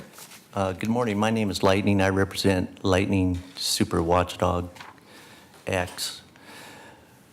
One of the things I want to focus on again is we can have great aspirational dreams and we can talk some great talk, and you know, politicians are good at that. But at the end of the day, we need funding. Commissioner Salzman, affordable housing bond.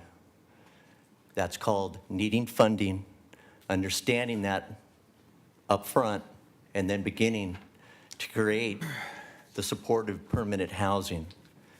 Now, with that in mind, we can calculate out to 2,000 from the bond that isn't close to that, but we're going to do some real good numbers there when it's all said and done. Again, I'm looking at turnkey development opportunities there and staying within the legal framework of doing that. But keeping that in mind, again, President Hughes, I sat alongside of you on that convention center hotel. I lobbied. I'm not a lobbyist, for the record, on your behalf to push that through. Congratulations. That's your legacy. The affordable housing bond is Commissioner Salzman's legacy. Now, the challenge to you at Metro, $125 million bond. That's your challenge. That's a match to the bond over here. The challenge at Multnomah County, $125 million bond. That's your challenge. Put the money on the table. Show me the money for these units. Show me the money. Aspirational dreams are only dreams. You're going to wake up and those units might not be there. Show me the money. Now, some more money. Tektronic, the tech industry coming into this city, I'm appalled at your behavior. Shame on you. I want you to step up and start showing where the real money is, but start funding these type of units. Workforce housing. Start sponsoring people laying on a sidewalk. Just one company coming into town. Walk out on a sidewalk and say, I'm going to sponsor you for the year. I'm going to provide you housing for the full year with supportive housing. I'm going to fund that from my company. That's what we need. Every company coming into town, take one person off the sidewalk, fund them, sponsor them, put them into housing, give them services, provide them jobs. Just do it. To my good friend Phil Knight, just do it. That's what we need, funding. We need more funding. We need sponsorship. Stand up, get the job done, tech industry. I'm watching you. Super unicorns in the future? I don't think so. Unless you take care of the most vulnerable people in this city, you'll never receive that status. Thank you, gentlemen and ladies. Thank you, sir. And I know that's not politically correct to say anymore because of Chloe Daly, but who gives a shit? All right, let's remember we have an FCC license, family TV. Good morning. I've also never spoken out. I've also never spoken out against the word lady. Good morning. Good morning. It's Commissioner lady Please, to you, please, thanks. please, please, please. Everybody, let's take a deep breath. Let's keep going here. This is an important issue. Good morning. Embarrassment to the commissioner. Good morning. Mayor Wheeler, City Commissioners. My name is Gary Cobb. I'm the Community Outreach Coordinator at Central City Concern. I want to say that Central City Concern certainly welcomes this resolution that's being brought forward. Our name is mentioned a couple of times here. And I think I'm just going to, a lot of things were mentioned that kind of highlights the importance of supportive housing. And for me on a professional level, on a personal level, I can give 2 counts. Supportive housing worked for me about 17 years ago. That springboarded me into long-term employment, long-term recovery, and into home ownership. I see that happen daily with folks. Also, like Justin, and Justin's still here, I think his story highlights what can be done daily. We're outreach workers that I get to work with. We can locate someone because they're stably housed, and we can get them plugged into the services on a regular basis. And I don't want to have us look at 2,000 units as it's only serving 2,000 people. We know that over the history that these units can be multiplied. People can get in and out of them. It all depends on an individual basis what those folks may need. And so I look at it in a way that I want to leave with the words that I heard somebody say. I shared this with Chair Kafori last night, that these are small steps that create big changes. Not only in the individuals that will use this housing, but what you'll get back in the investment. You'll get the taxpayers back into the system. You'll get the good neighbors that I know that I am and many of my colleagues are that use supportive housing to be where they're at today. So we encourage a unanimous yes vote on this and look forward to partnering with you all. Thank you. Thanks for your testimony. Thanks for your longstanding leadership, and thanks for being here today. Thank you, Mayor. You bet. Very good. Is there any other testimony, Carla? That's all signed up. We did have a request. Very good. Any further questions or comments, colleagues? Please call the roll. Can you do it in 30 seconds or less? Come on up, because we're way behind. No, please introduce yourself. The mic, 30 seconds. Surely. Thanks. Mike Withy. So I would just like to add to this that other countries, when they have natural disasters, they'll send in organizations as like a mass unit, temporary mass units, you could say. So people do become homeless in mass amounts all the time. So I think what we have here, along with this and many other things, we may want to start consider emergency relief efforts. And what that includes is the same thing we do after Katrina or anything else, except with a twist. We'll have homeless people there with the people that are helping. We'll have all the services there. Not big, huge relief efforts like a natural disaster, but this should be treated like a disaster. So I just wanted to slip that into your mind as one of the tools in the box that we have. Great. Thank you. Appreciate your testimony. Please call the roll. Udaley? So I just want to address a couple comments that were made during testimony. I don't shy away from debate or critique on our policy solutions, and I look forward to most public testimony, but it's extremely counterproductive for community members to come here and spread misinformation and misunderstanding in the public. I have confidence that most of you who are in the chambers today understand that some of the things that were said were just a misrepresentation of reality, but I'm concerned for people listening and watching in the community that they may think that we think creating 2,000 units is going to solve our housing crisis, and it's obviously not. So just to be clear, this is one essential piece of a multifaceted solution to alleviating and eventually solving our housing crisis, and it is targeted to a specific population of individuals experiencing mental illness, drug addiction, significant disability, or some combination thereof. Not all 2,000 to 4,000 people who are homeless or living in temporary shelter require permanent supportive housing. Many of them have simply been displaced from economically displaced from their housing. So we are not building permanently supportive housing for those people. We're doing other things like increasing tenant protections, our inclusionary zoning plan, building housing through our housing bond, our residential infill program, pausing enforcement on tiny homes and RVs, and working with our state and federal delegations on finding more funding and more solutions for what is a national housing crisis. Now for my closing statements. I'm sincerely grateful to serve alongside colleagues who are committed to improving the lives of the most vulnerable, some of the most vulnerable people in our city. What we're doing today is setting the sails to greater stability and greater quality of life for thousands of people, and I'm very eager and anxious to see that happen. So I want to thank my staff, Jamie and Marshall, for collaborating on this effort, as well as the staff from Commissioner Fish's office and Mayor Wheeler's office. I'm grateful for the partnership with Multnomah County, especially Chair Kafori and her office, and I wish them luck on their own resolution tomorrow. Hopefully, there'll be a different tone in the room. Who knows?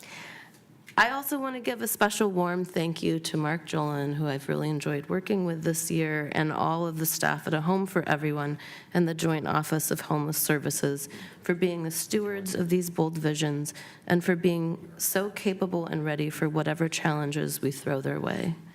Because of them and the other conveners listed in the resolution, I have great hope that not only will we accomplish these goals, but we will have a clear path to doing even more. I'm very pleased to vote aye. Fritz.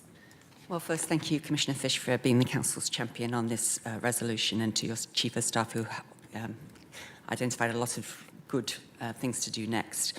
When I arrived here in Portland in 1986, I went to work at OHSU on their 2 units. They, at that time, had a crisis unit for people coming in needing stabilization, and then a step-down unit where people could stay for as long as it took to get better. And that meant that we as nurses did therapy. There was actually a chance to see whether the medications they were given were working or not. And people did stay until they got better. And there was, Damish State Hospital was available for people who were not getting better and needed long-term care. Over the course of the 90s, Damish was closed. OHSU decided it was going to share the concern of unfunded care. The insurance companies, when forced to do Tipper-Gore's mental health parity, decided that they would have new codes as to what they could get paid, what they would pay for and what they would not, so that people who said they were feeling suicidal would get admitted. People who had the knowledge and self-awareness to know I'm addicted to drugs or alcohol did not get admitted. And so those folks were on the street. We started discharging more and more people who didn't have anywhere to go and who had were just given a bus ticket. And when I vividly remember the day that we discharged a man with no shoes and the bus ticket, because that was all we had available. And then, of course, we as the staff thought, well, we should have a clothes closet. We should bring in our old, the usable shoes and things so that people could have something to wear home, and hopefully to wear home. But even then, we knew that there wasn't anywhere for them to go to. So when I ran for City Council in 2006 and 8, people would ask me, why aren't you running for the county? The county does healthcare and human services, and that's what you've been working on. But I had also, as a hobby, kind of got passionate about land use planning. And so for a long time, I had been on the Planning Commission, and I felt that there was nobody like me on the Portland City Council who could represent a lot of different interests on that council. And that's why I ran for the city job, that and public campaign financing, which I've really wanted to make work and have somebody who could be pointed at as somebody who would not have gotten elected without it. Over the time that the 9 years I've been on the council, we've done more and more things where it's absolutely clear that my previous work experience and life experience ties so much into everything we do at the city. Most prominent, of course, is the Department of Justice Settlement Agreement, where we are directed by the US Department of Justice to stop giving disparate treatment to people experiencing mental health crises. Commissioner Fish has a long time led this push for permanent supportive housing, which is even more obvious now, as I mentioned, that the Unity Centre brought together several of the city hospitals into an emergency room where it's hoped that people wouldn't need admitting, that they could get some counselling there, they could get their medicines refilled, and that they would have somewhere to go after they were feeling stable. And that's a piece that is just not there yet, and that's why it's really crucial. Of course, if we could all wave the magic wand and immediately have 2,000 units of housing with services, we would want to do that. It's much more responsible to say that it's going to take a lot of effort and a lot of money, and we're going to do it correctly. So I particularly appreciate Chair Kafori and, of course, the Joint Office and Home Forward for coordinating with the city for the first time since I have been here. I have to also add that I'm particularly proud of having helped elect Dr. Sharon Myron to the County Board of Commissioners, because she is giving that in-depth and ongoing what's going on in the emergency room feedback as to what's working and what's not working. So I'm really proud to be able to vote yes on this resolution. I'm really glad that we are finally bringing a coordinated system, including comprehensive mental health and addiction services. Aye. Fish? I'll be brief. First, I want to thank Mr. Martinez for joining us today and reminding us that everybody at some point in their life has a setback. And the question is, what kind of hand do we extend to lift someone up? 2 months ago, I could buy life insurance. I can't today. 2 months ago, my life was moving along in one direction, and now I have what's called a pre-existing condition, subject to the whims of how the Congress decides to do health care. We hit bumps along the road. The question is, as a community, how do we embrace people at a time of need, and how do we help them? And this is just one of many tools, and this is a tool that's worked for 30 years. And we're, in a sense, putting old wine in a new bottle. But we're going back and saying we're going to make this commitment, and I'm very proud of this day. I believe that there's a couple relationships in local government that are really important, but I don't think there's one that's more important than the relationship between a county chair and a mayor. I've served with 4 mayors and several county chairs. They are both independent actors. They both have separate responsibilities, but when a county chair and a mayor link arms and focus on a problem, really amazing things can happen. And I have such high hopes for this partnership between Deborah Kafori and Ted Wheeler. And I'm going to do everything I can to help support that relationship. So Deborah, thank you for all the work that you've done, and thank you for joining us today. And I hope those kind words give me some kind of pass tomorrow when I'm before you. Ian and Mark and Justin, thank you for joining us in your testimony. Michael Bonacor's not here, but let's give him a shout out, because Home Forward is constantly stepping up with Section 8 vouchers to help us meet the goal. To Kurt and Javier and Shannon and all of our friends at the Housing Bureau, thank you for your role. Heather Lyons is here, Corporation for Supportive Housing. I remember the day sometime in 1990 when I met Roseanne Haggerty, and she told me about supportive housing. And it was still a glimmer. It was an idea. It hadn't become embraced widely. And the Corporation for Supportive Housing, in my opinion, has done more to spread that gospel and to create the technical infrastructure to allow communities to move on this. So Heather, thank you, and thanks to you and Central City Concern for hosting the Supportive Housing Summit, which I thought was really important to hear from our friends in Seattle and Los Angeles, and then to share ideas. Thanks to Dennis Thoreau, who was one of my favorite writers when he was a member of, when he had another career. And Dennis had a big hand in the op-ed, and thank you for helping us tell our story. To Mayor Wheeler and Commissioner Daley and all my colleagues, it's an honor to serve with you during these challenging times, and we've done some good work this year. To my staff, Jamie Dunphy, Amira Streeter, and Sonia Schmansky, thank you very much for your great work and all the effort you put into this. And I want to close by just saying that, acknowledging 3 women.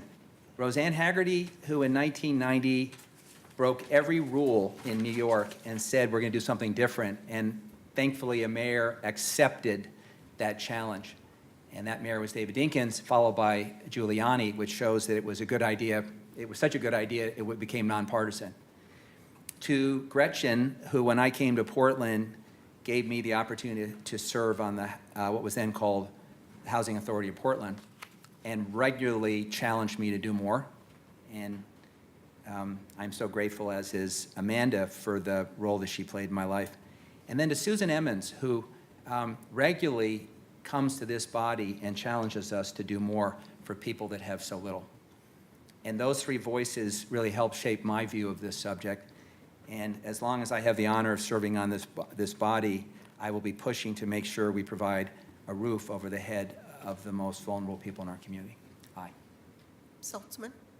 Well, thank you, Commissioner Fish, for your tireless devotion to more permanent supportive housing. It certainly is an idea that's proven over the last 20, 30 years, and government does well when we invest in proven ideas that work. And this certainly is one of those ideas that works.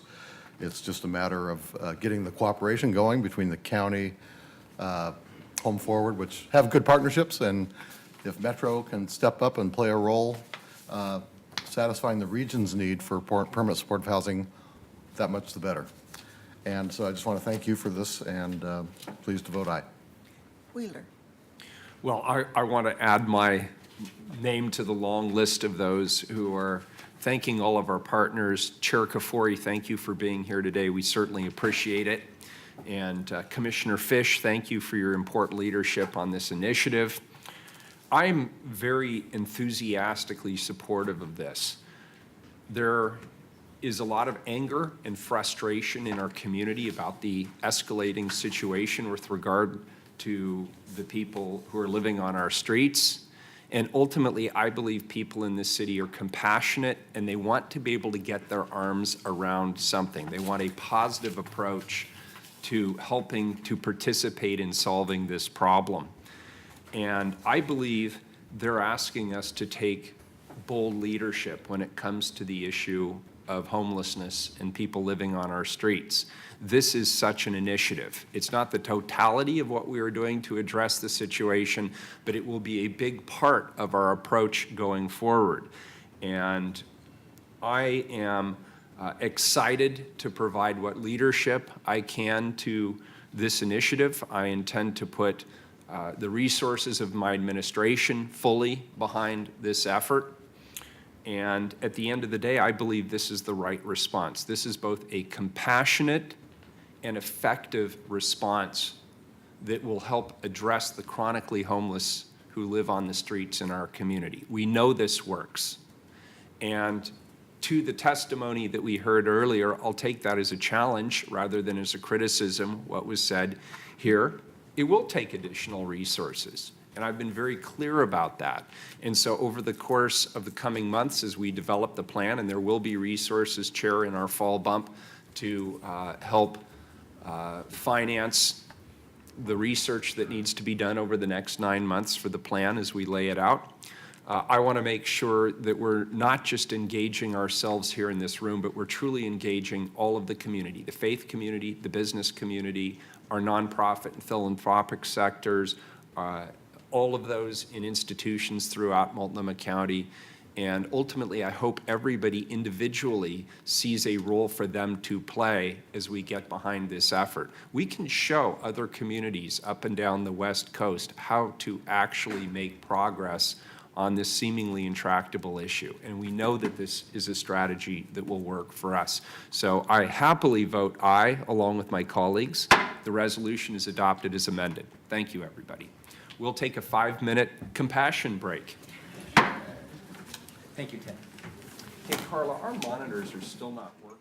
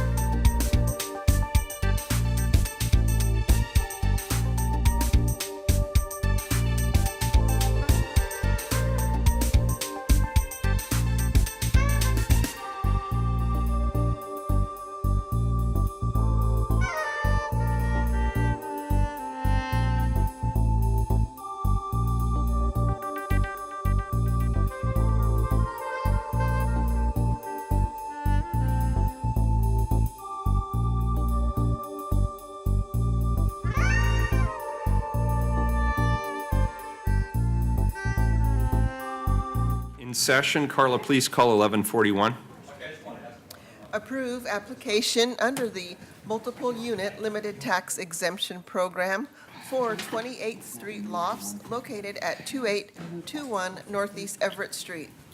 This apartment building, 28th Street lofts, will have 18 of the 119 units of affordable to households earning up to 80% of area median income for 99 years as part of the inclusionary housing program.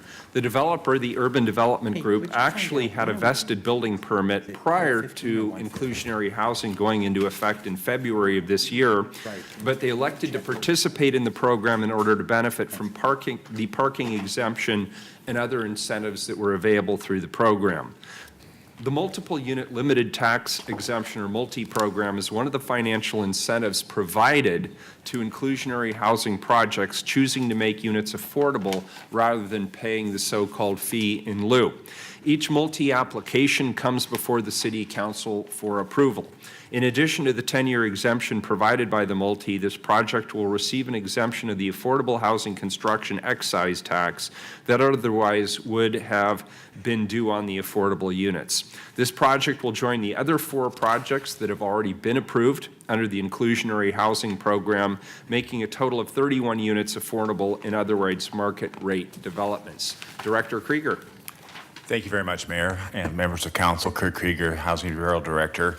I just want to frame this by saying that when inclusionary housing was enacted by council December 21st last year, there was a lot of sound and fury about how the market would be impaired.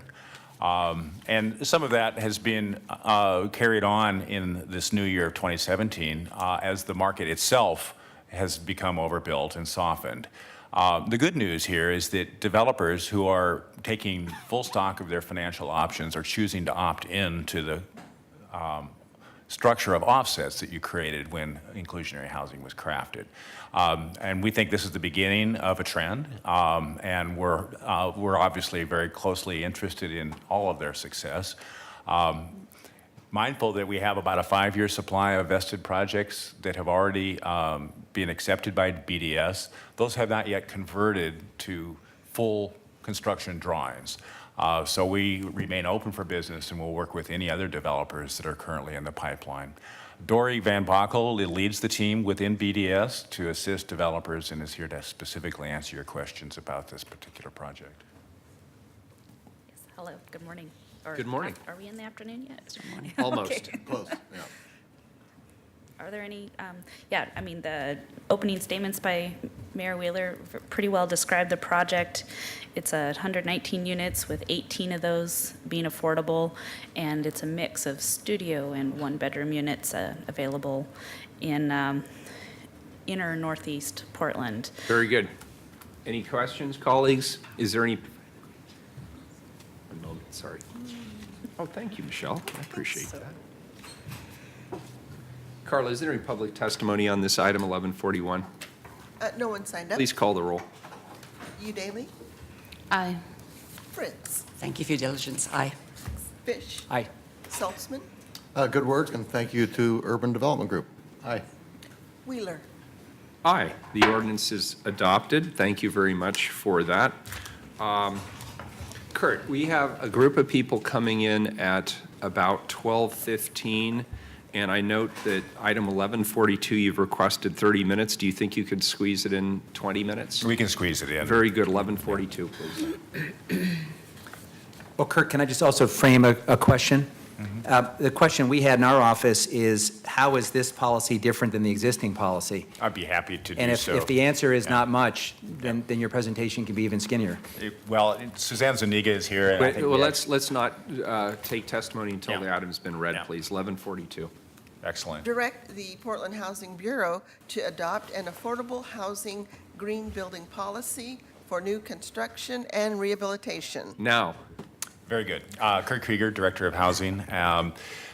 Members of Council, Mayor Wheeler, this policy establishes really for the first time a formal policy for green building that will be used by Portland Housing Bureau. When we were created 7 years ago out of the housing functions of now Prosper Portland, then PDC, and the Bureau of Housing and Community Development, we referenced the PDC policy, which had been previously, and still to this day, to essentially use LEED Gold, Leadership in Environmental and Energy Development Standards.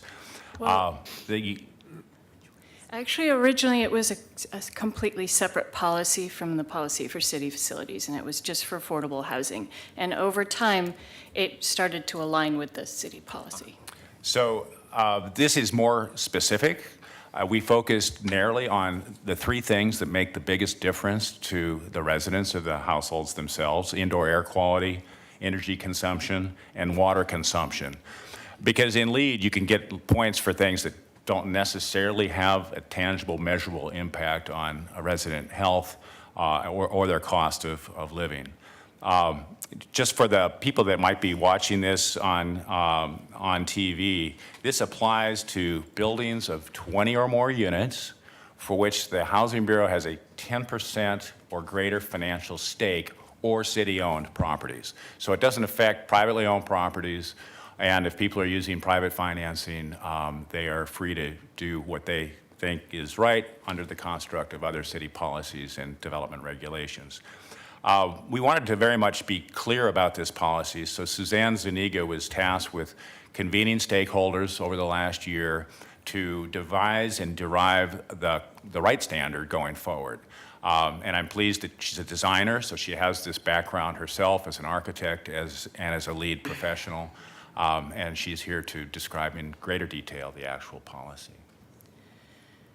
Good morning. Good morning. Do you need help with that?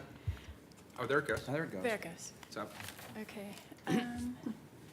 So I think you already know the background, which isn't coming up. This happened before.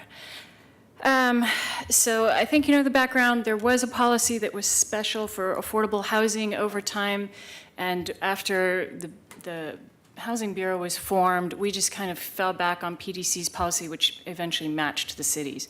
The city's policy is LEED Gold for new buildings and LEED Silver for existing. This policy, it looks like none of my slides are going to show up. So there was a lot of community engagement. We had 5 meetings. We had several reviews of drafts. We included all the stakeholders, architects, developers, contractors, green building consultants, and then we made sure to coordinate with other funders and all of our partners. As Kurt said, it's applicable to 20 units or more, affordable housing only, and 10% funding from PHB or owned by us. And so you know what the big objectives are: to improve tenant health and meet our climate action plan and environmental stewardship and all of that, which I can't see. But the practical objective and what we were really going after was to carve out, if you will, from LEED and Earth Advantage, the bigger programs which have many, many measures that you can choose from to get all your points, to carve out the measures that had the most benefit on multifamily housing, and to really focus on that and get our points for those measures. So that's what this policy is meant to do, and it focuses on energy, water, and indoor air quality. It sets long-term goals for energy and water to get to 50% energy reduction to get to zero net energy by 2050 and 50% water reduction by 2040. Okay, I'll just wing it. You're doing good. And so, Hey, at least you got the machine turned on. That's farther than a lot of people get. it's fine.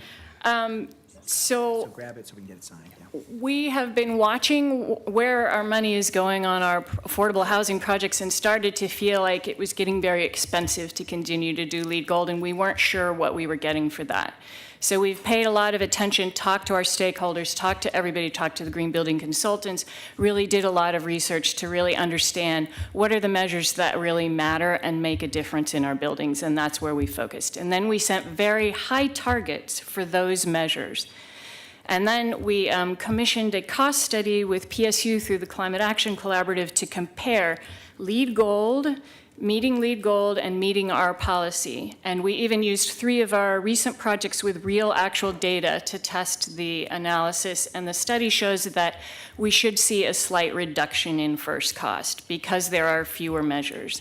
And this policy is more streamlined, so there's a lot less documentation involved, a lot less administration, a lot less cost for the certifications. But we're maintaining those 2 certifications so that we have that credibility, that third-party verification. Can I ask a question? Since we Sure. can't see the PowerPoint, Carla, can people at home see the PowerPoint? Can we get the camera back on the people who are testifying? Or our screens don't work? And Mayor, I'm just going to make a Oh, wait, point here there's part of it. personal privilege, since my bureaus spend the most time doing PowerPoints. Every single council session, we have a technical failure that is not Carla's fault, that is not anyone's fault in this room, but is entirely disrespectful to the people who are watching at home and to the people who spend all this time preparing PowerPoints. And I respectfully ask that we fix this problem and not go week to week hoping and praying that a PowerPoint works when people have spent all this time. And someone needs to be responsible for it. It isn't the council clerk. That is not Carla's job. She has a million other things on her plate. I agree. I nominate Nick Fish. All in favor, vote aye. Well, I mean, that's the problem. That's the problem. There's no ownership. Commissioner, you're right, and I just looked, it is actually working at home. I don't know what the deal is with the PowerPoint. We'll look into that and see if we can figure it out. And we'll make it part of the permanent record. What's that? We'll make it also part of the permanent record. Very good. Well, and that doesn't help people watching it now. And Mayor, if we have to, I would like to add something in the fall bump to have a professional come in and fix it, because it's embarrassing that this happens every week. And Carla should not be put in the middle of disappointed people who can't run PowerPoints. All right, very good. All right.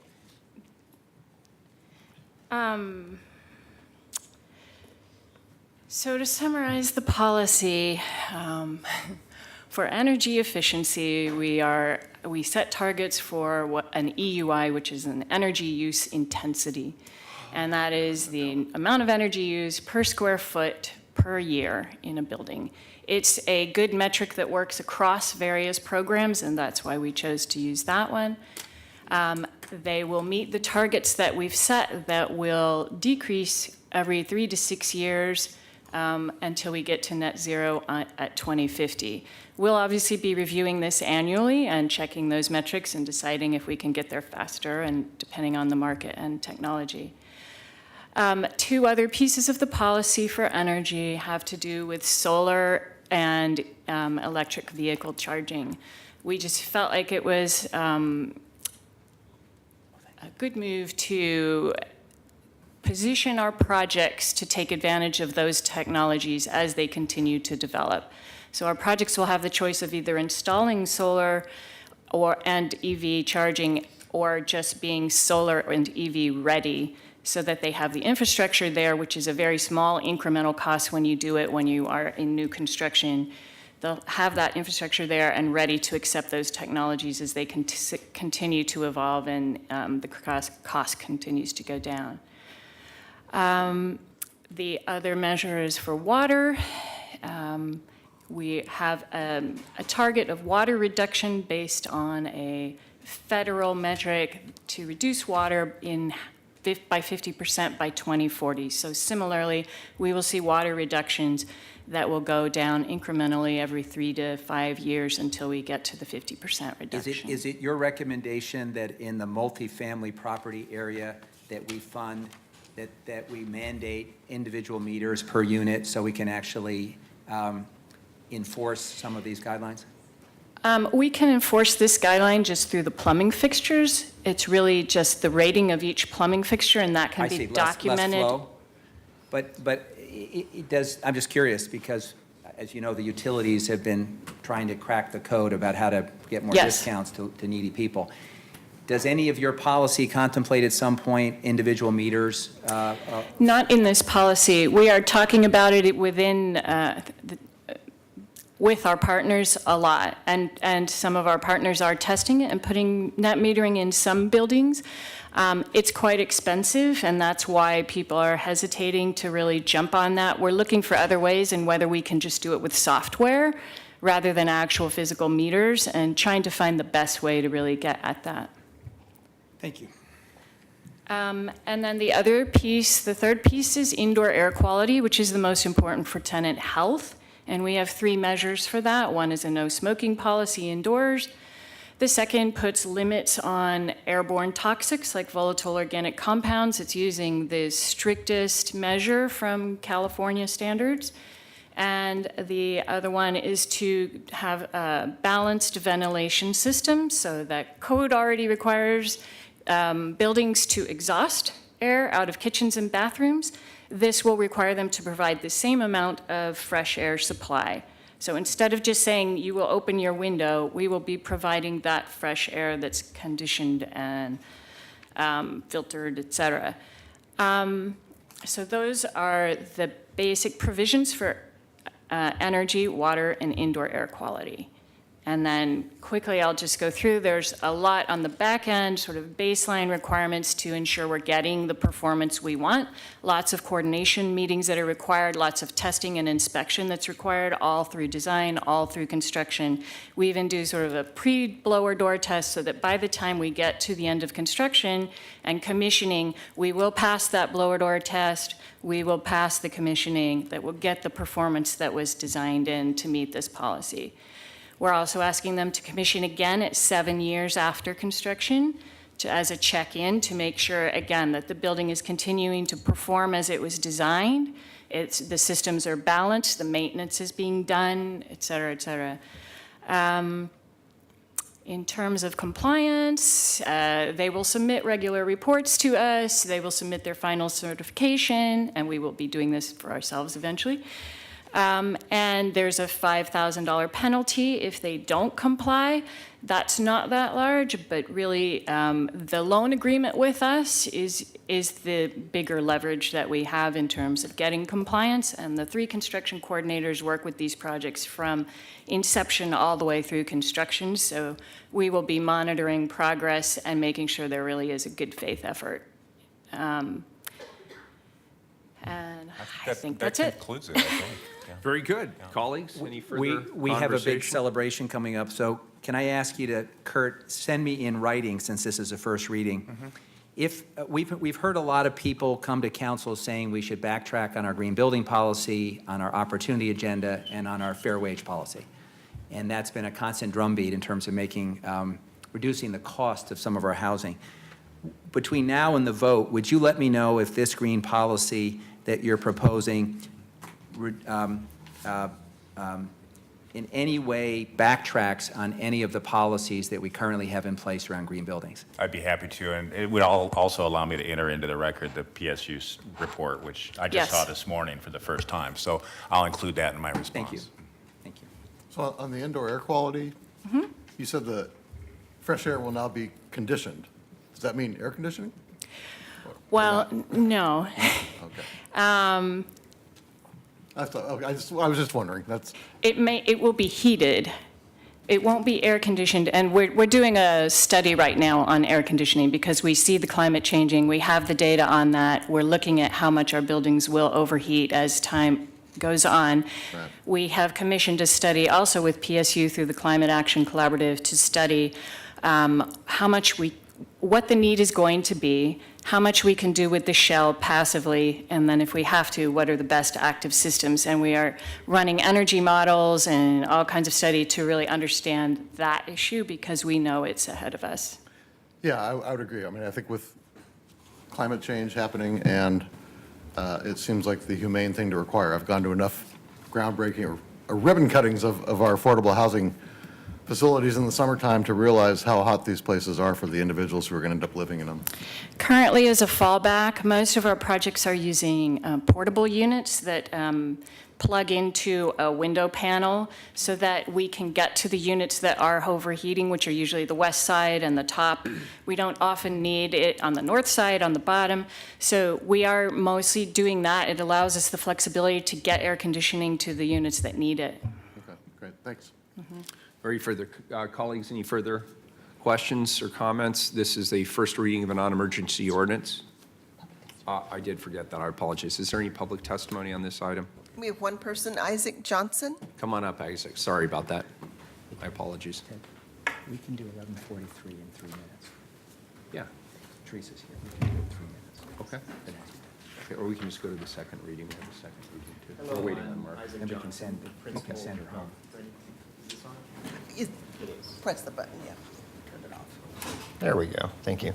Hi, I'm Isaac Johnson. I'm a principal at Ankrum Moyson Architects, and we employ about 200 people here in Old Town.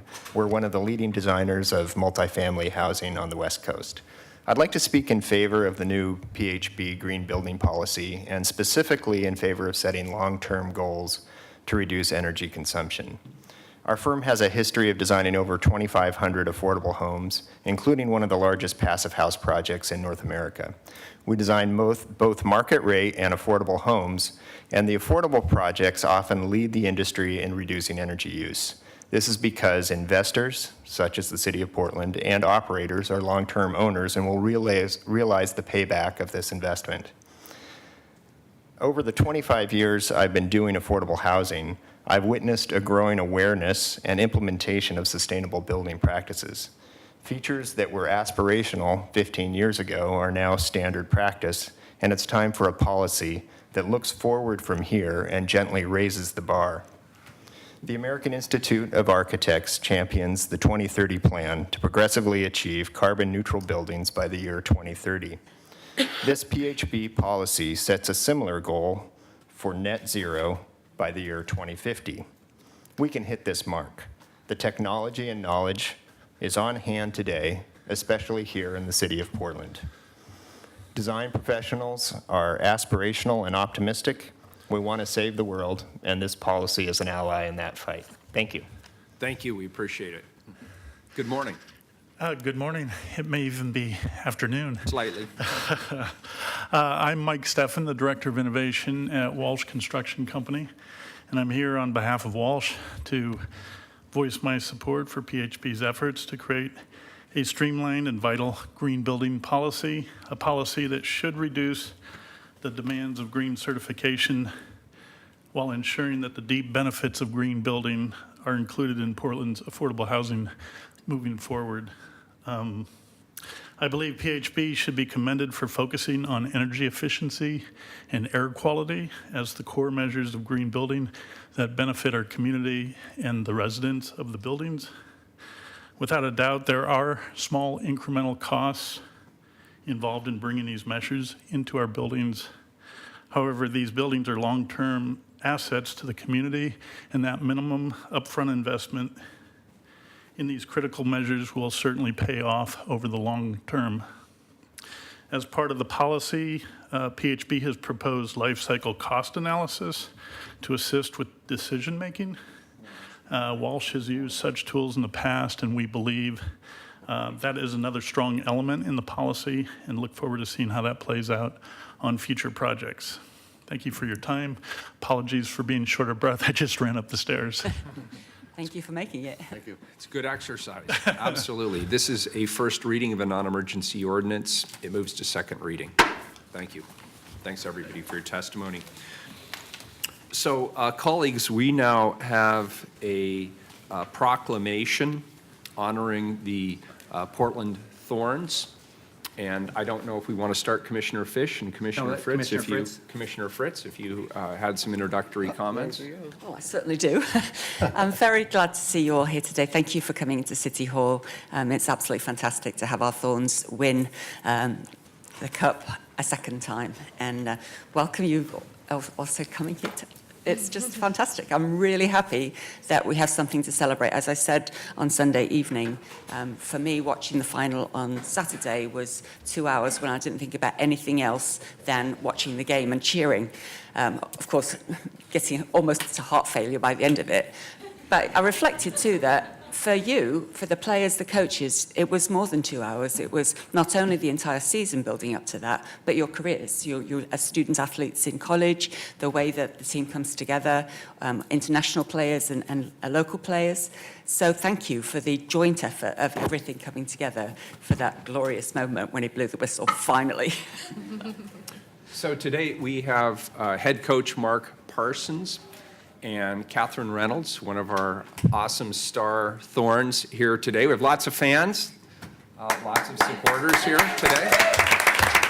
Excellent.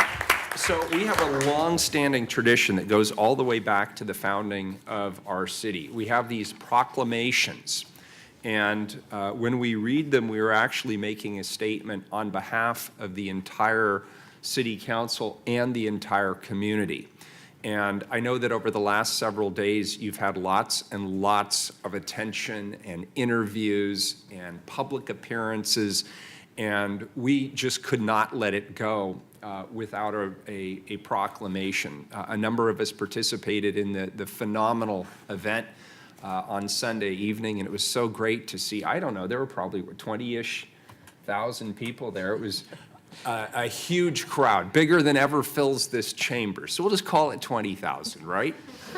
And if it wasn't factually 20,000, It sounded like it. Yeah, it's like who's watching anymore? Well, we'll have the photos on the internet comparing to other events soon. But it's just been great. And so, as the mayor, I have the honor of reading this proclamation on behalf of all of my colleagues here.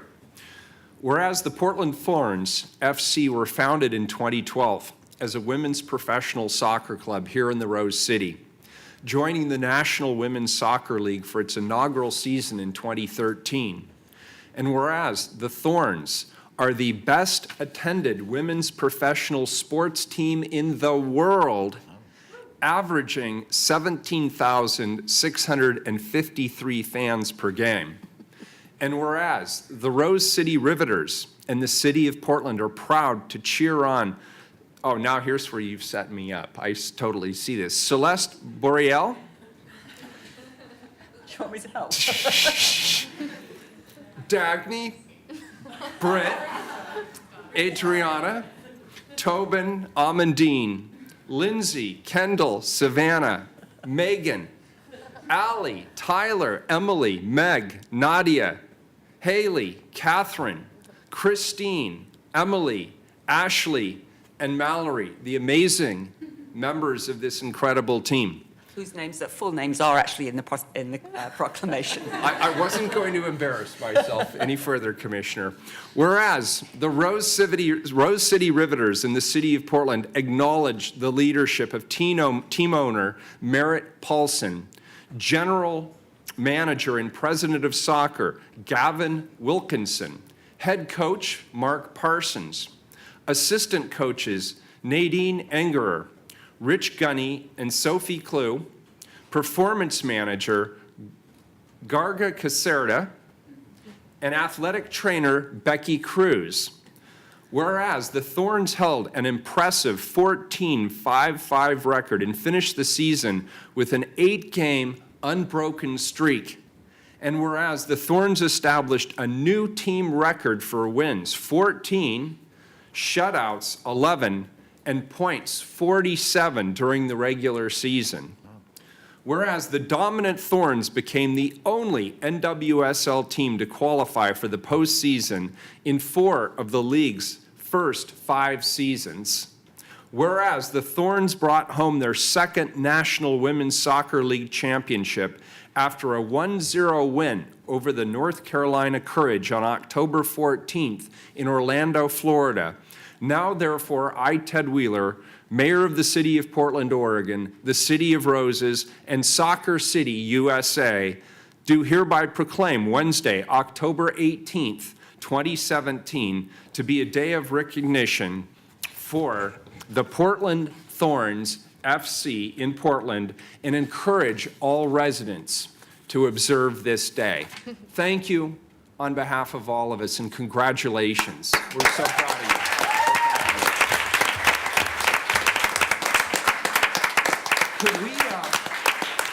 Could we get a photo with both of you and all of the fans? Why don't you guys come up here too, and the city council? Let's all get in this together. Why don't we do that?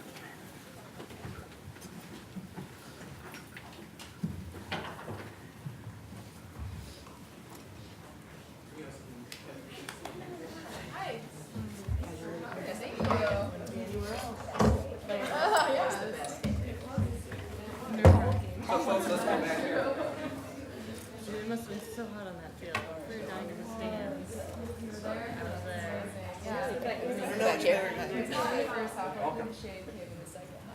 I was there. Where do you guys want to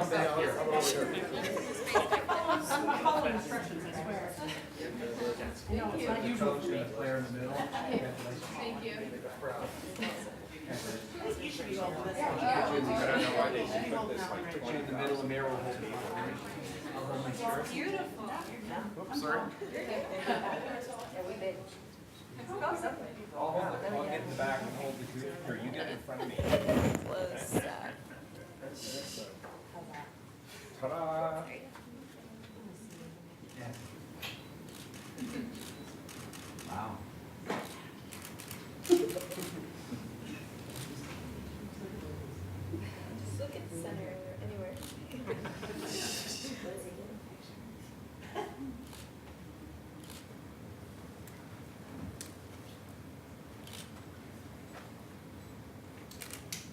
Quiet all of a Yeah, this room doesn't usually get this quiet. Where's the cheers? All right, hey, thank you, everybody. Thank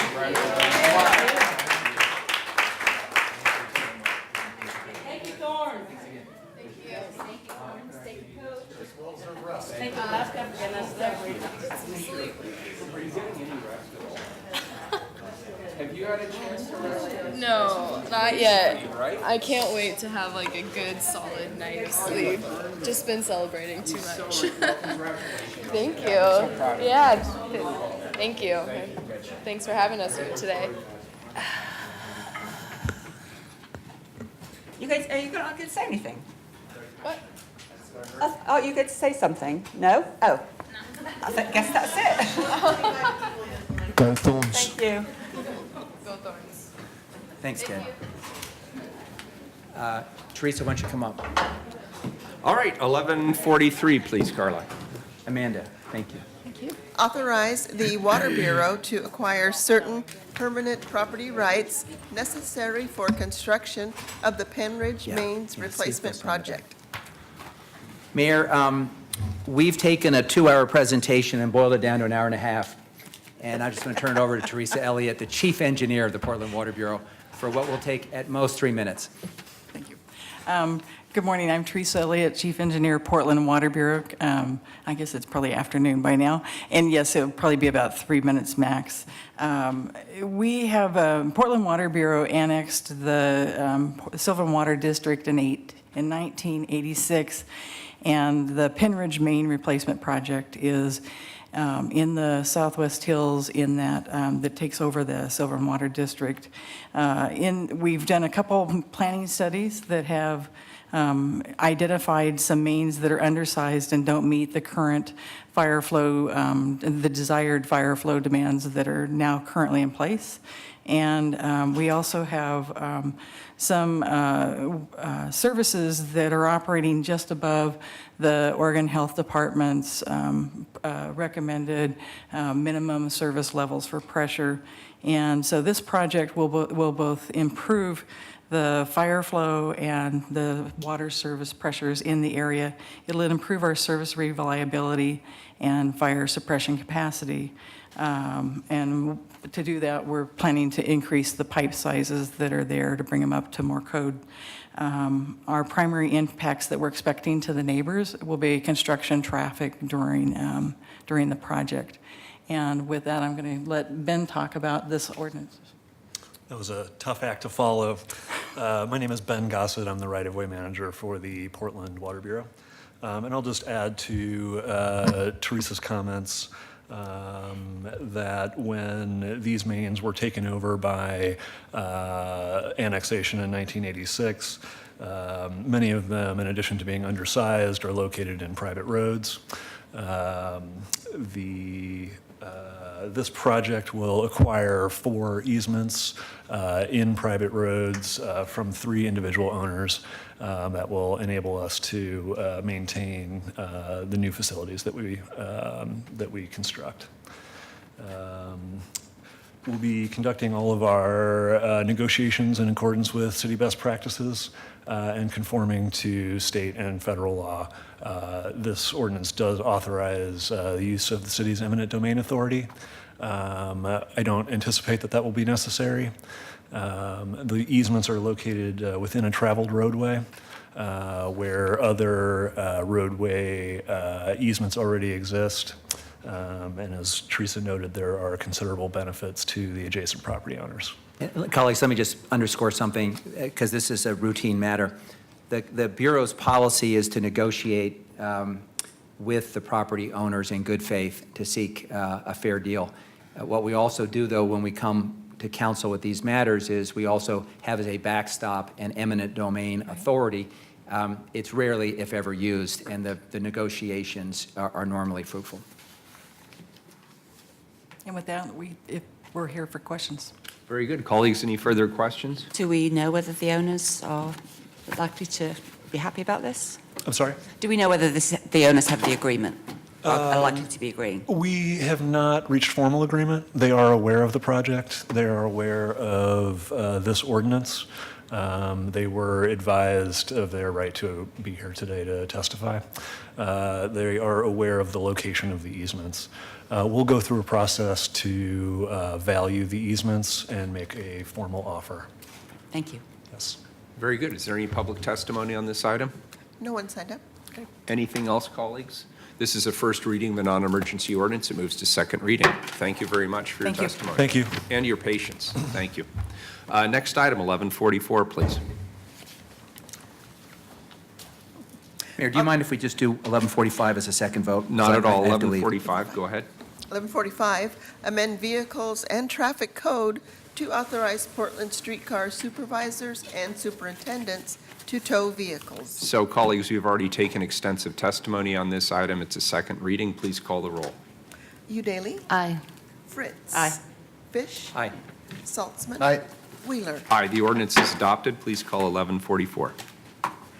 Authorize the Bureau of Transportation to acquire certain permanent and temporary rights necessary for construction of the North Columbia Boulevard, North Interstate Place to Northeast 13th Avenue project through the exercise of the city's eminent domain authority. Commissioner Saltzman.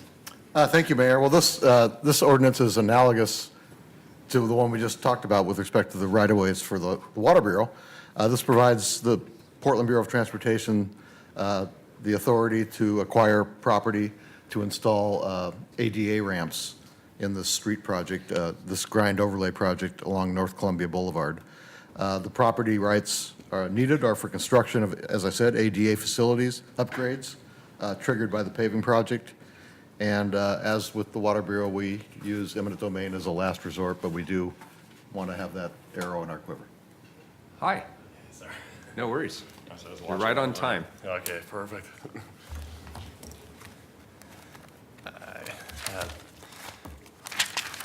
So I think I pretty much gave the overview. Oh, did you? Okay, perfect. Yeah, if you did, the only thing I'd really like to add is that we have also reached out to all the affected property owners, sending out general information to them and invited them to be at council as well. So, but if you have any other questions, feel free to. Could you just give us your name, please? Oh, sorry. Marty Maloney with Peabody Right Away. Thank you. Thanks. It's a tough question, I know. Yeah, I know, exactly. Thank you for doing all the good work. All right, thank you. Great. Any further questions? Is there any public testimony on this item? Oh, no one signed up. Well, that's because the only person left is Mary. Faithful Mary. Very good. This is a first reading of a non-emergency ordinance. It moves to second reading. We are adjourned until 2 p.m.